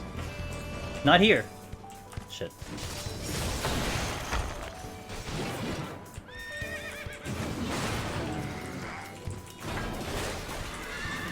I did clear it though. Oh, well, I'm gonna hope it's here. I can't go in the other direction anyway. It is not. I do have 2 conceals though.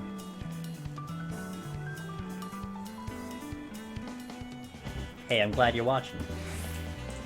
I have to conceal to get through here. So, this guy is proximity. Yeah, he's right next to the exit, so a conceal had to happen. I'll check the other room just in case, though. To see if there's any, like, bronze chests here. It's not. Okay, wow. The flying demons are proximity. Only things in here that are proximity. Everything else is sight.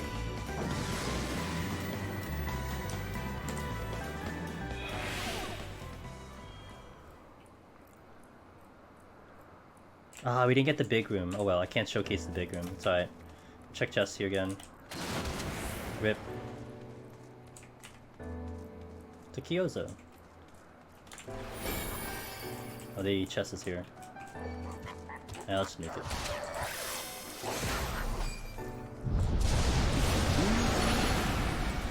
Drop the chest. I don't want to check it though. I'm losing my steel actually. My biggest fear is making it to 100 but not having enough time to cook shine. Oh, don't worry, that can happen. Absolutely. Just make sure you have enough time. You know, hold sprints, you know? If you have 60 seconds remaining, just make sure your sprint is on cooldown, you're good to go. If you have movement, if you have, like, you know, Sakuchi, elusive jump, use them. You're gonna be saved by the most, you know, the most used button, sprints.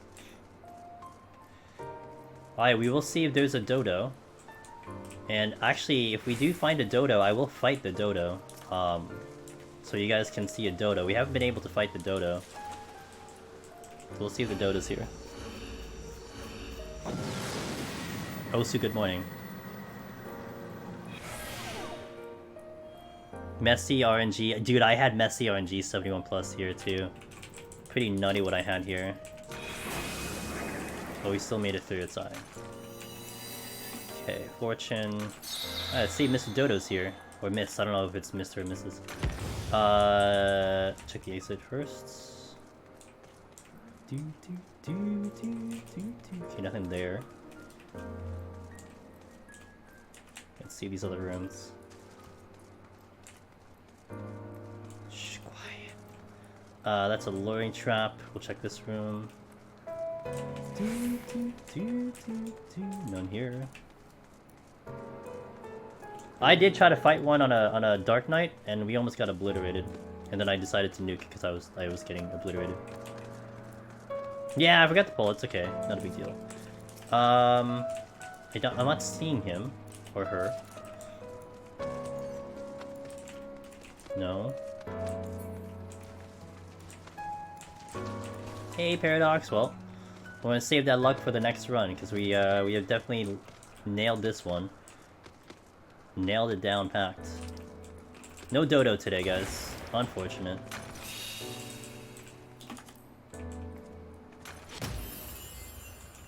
Yeah, it's like a speed run.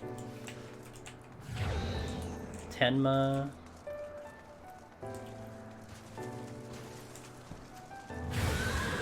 I don't see it. Guys, I'm trying, okay? I'm trying. Nope, he didn't show up. I tried. If he was hiding in a luring trap, I don't know. I tried, guys. I tried. He didn't show up. Have we ever seen one? Not that I recall. No. Explain Dodo? So, like, I don't know if you've been to the top of Heaven on High, Lena. If you've been... Okay, well, we've been blessed with a floating chest. Excellent. Hello, how are you doing? In the top of the shrine, there's a dodo nest, which never has a dodo. But the thing is, like, what's really funny is that the dodo actually sometimes walks around in 99 only. It doesn't walk in any other floor except 99. So it's like this, like, special enemy, and it's a patrol. So it's just literally, like, just... It's like it's checking its minions or something at 99. Couldn't give me a... So yeah, that's what it is. And it's one of the hardest enemies to fight in Heaven on High. Like, harder than a boss. But that's like the kind of the little, like, Easter egg, if you will. Like, you know, a lot of people get up to the shrine, they're like, hey, there's a dodo nest, but where's the dodo, you know? There's no eggs or anything, it's just... You know, there's just a random-ass, like, dodo nest there. But, yeah, it's just a rare occurrence that it actually shows up on 99. No, it doesn't give anything special, as far as we know. We don't know if it does extra points, we don't know if it gives any extra... it doesn't give any extra jobs, it's just an enemy. I've seen 2 of them, by the way. I've seen 2 of them on a floor walking around. So it's just a additional spawn. See, there's the nest right here. But there's no dodo to be had, because it should be walking in, Actually, is that an egg? Yeah, look, it hatched. It's just usually walking around. It would be really cool if it's flying around, but anyway, guys, there you go. Warrior's done. 28 minutes remaining. Look, we time managed on 1-on-1. But the thing is, we won this round because of 71 to 80, 81 to 90. That's how we won. We did excellent on those floors, and then 91 is just a victory lap. And basically, this entire expansion from Endwalker and maybe a couple of the runs in Shadowbringers before Endwalker, this has been the results. We walk in with 91 with a massive amount of pomanders, and we just basically victory lap it up. So that's pretty much the go-to kind of run that we've been having now, at least the ones that I've been having now. So I hope pieces of that can help you from those previous floors to carry you into here with really good palms. I hope, that's my hope, but hopefully, yeah, hopefully that translates over to your runs. That's what I kind of get to. So strats are getting better and better and better and better and better. They are, and that's just what it is now. So first time I got the 99, Dodo killed you. Yeah, I fought one on a Dark Knight. It almost killed me, so then I mad-decided it because I'm like, F you, dude. Can't wait for the VOD. Yo, Nillery, don't worry, the VOD will be definitely here on Twitch, although it's going to be on YouTube probably a week from now. So if you're going to wait for YouTube, I have like a backlog of videos that I'm getting up. I'm getting all the stream videos up, and we're kind of on a week backlog. So if you want to see it now, the VOD will be here, but I'll definitely be getting it up on YouTube once I dress it up and do all the things I need to do. I need to put chat on it and all that stuff, so that'll be happening about a week. But guys, that's Warrior, and I do hope a video like this will help you out in your runs. This is like probably the last time I'll be on Warrior for a while. We've been on Warrior so much, but hopefully it will help time management. You know, that's what was the goal today, and I hope that is what was achieved. So can I help you? Do you know how to deal? I don't know. Well, you can do the VPN. I do have no ping, I think. I don't know if I still have no ping, but you can do no ping. Try VPN. That's what I might suggest. I have personally not run into that problem, but a VPN might help your connection. So give no ping a try, give exit lag a try. Other than that, it might be your ISP too, so could be a thing as well. But anyway, guys, thank you for being here. I appreciate you all watching. I hope it was a good watch. We'll be back Tuesday, 9 p.m. Eastern.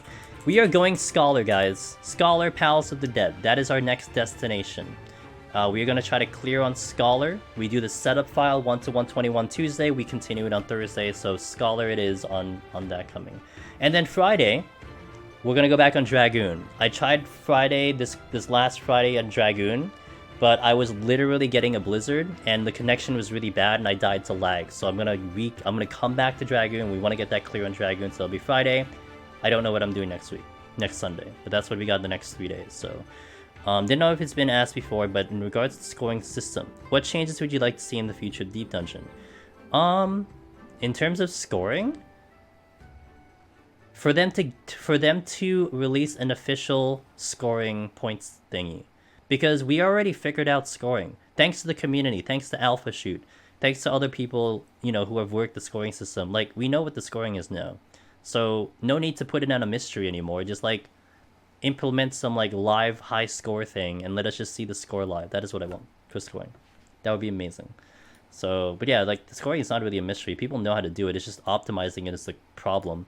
But we kind of know, like, what to do for scoring at this point. I checked only 2 Ninja clears since EW released at normal. Kind of. Ninja did have its problems in the beginning of Endwalker, to be fair. But it did get its update, so kind of, sort of. Kind of, sort of. Well, I mean, I'd like to go back to Ninja. Like, nothing's really stopping me from going Ninja. I will get there eventually, but yeah, I kind of just don't have I don't really have a desire to step into Ninja right now. But there's nothing wrong with it. I mean, it should still be like kind of the same, if you will. Alright, I am eyeing, trying to see who we can raid tonight, but I do appreciate you all guys being here. I hope to catch you on the Tuesday. Definitely Tuesday is going to be a good day, because I'm going to be, like, you know, chilling, just pulling everything and Art of War forever. So if you have any questions, further questions, discussions, you know, whatnot, that is a good day to talk, because I'm a lot less focused in on the game than I am to the thing. So as a ninja main's good again. Yeah, so I don't think it's a problem. I mean, ninjas, in general, melee is tough in general, right? I mean, you maybe want to compare it to like how many Reaper clears are there, and if there's way more Reaper clears than ninja, then okay, maybe, but so yeah. Okay guys. I think we're gonna go to a good buddy of ours who we've rated a few times. And she's a good. She does voice acting, but she's also like not doing spoilers because she's still stuck in like Stormblood. But she's gonna give you guys a good time. It's our buddy Queen Chanlin. We're gonna go visit her. Definitely check her out. She's good. She like kind of, I believe she said she professionally plays the flute, and she's really freaking good if she plays the flute. She did Xanarkane on the flute, and it was like really damn good. But she's good. She'll take care of you for the night. But if you have my animated emotes, guys, please spam that in your chat. I do appreciate you all. This was a fun run. Once again, Warrior, as Shayla put, Warriors, well, I'm not king at Warrior, but Warrior is kind of king here. We're pushing the Warrior propaganda right now, but there is really a good reason why it's good.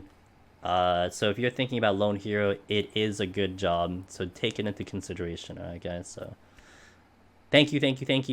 Catch you Tuesday. Have a good night. Let's go say hello to Queen. See you guys.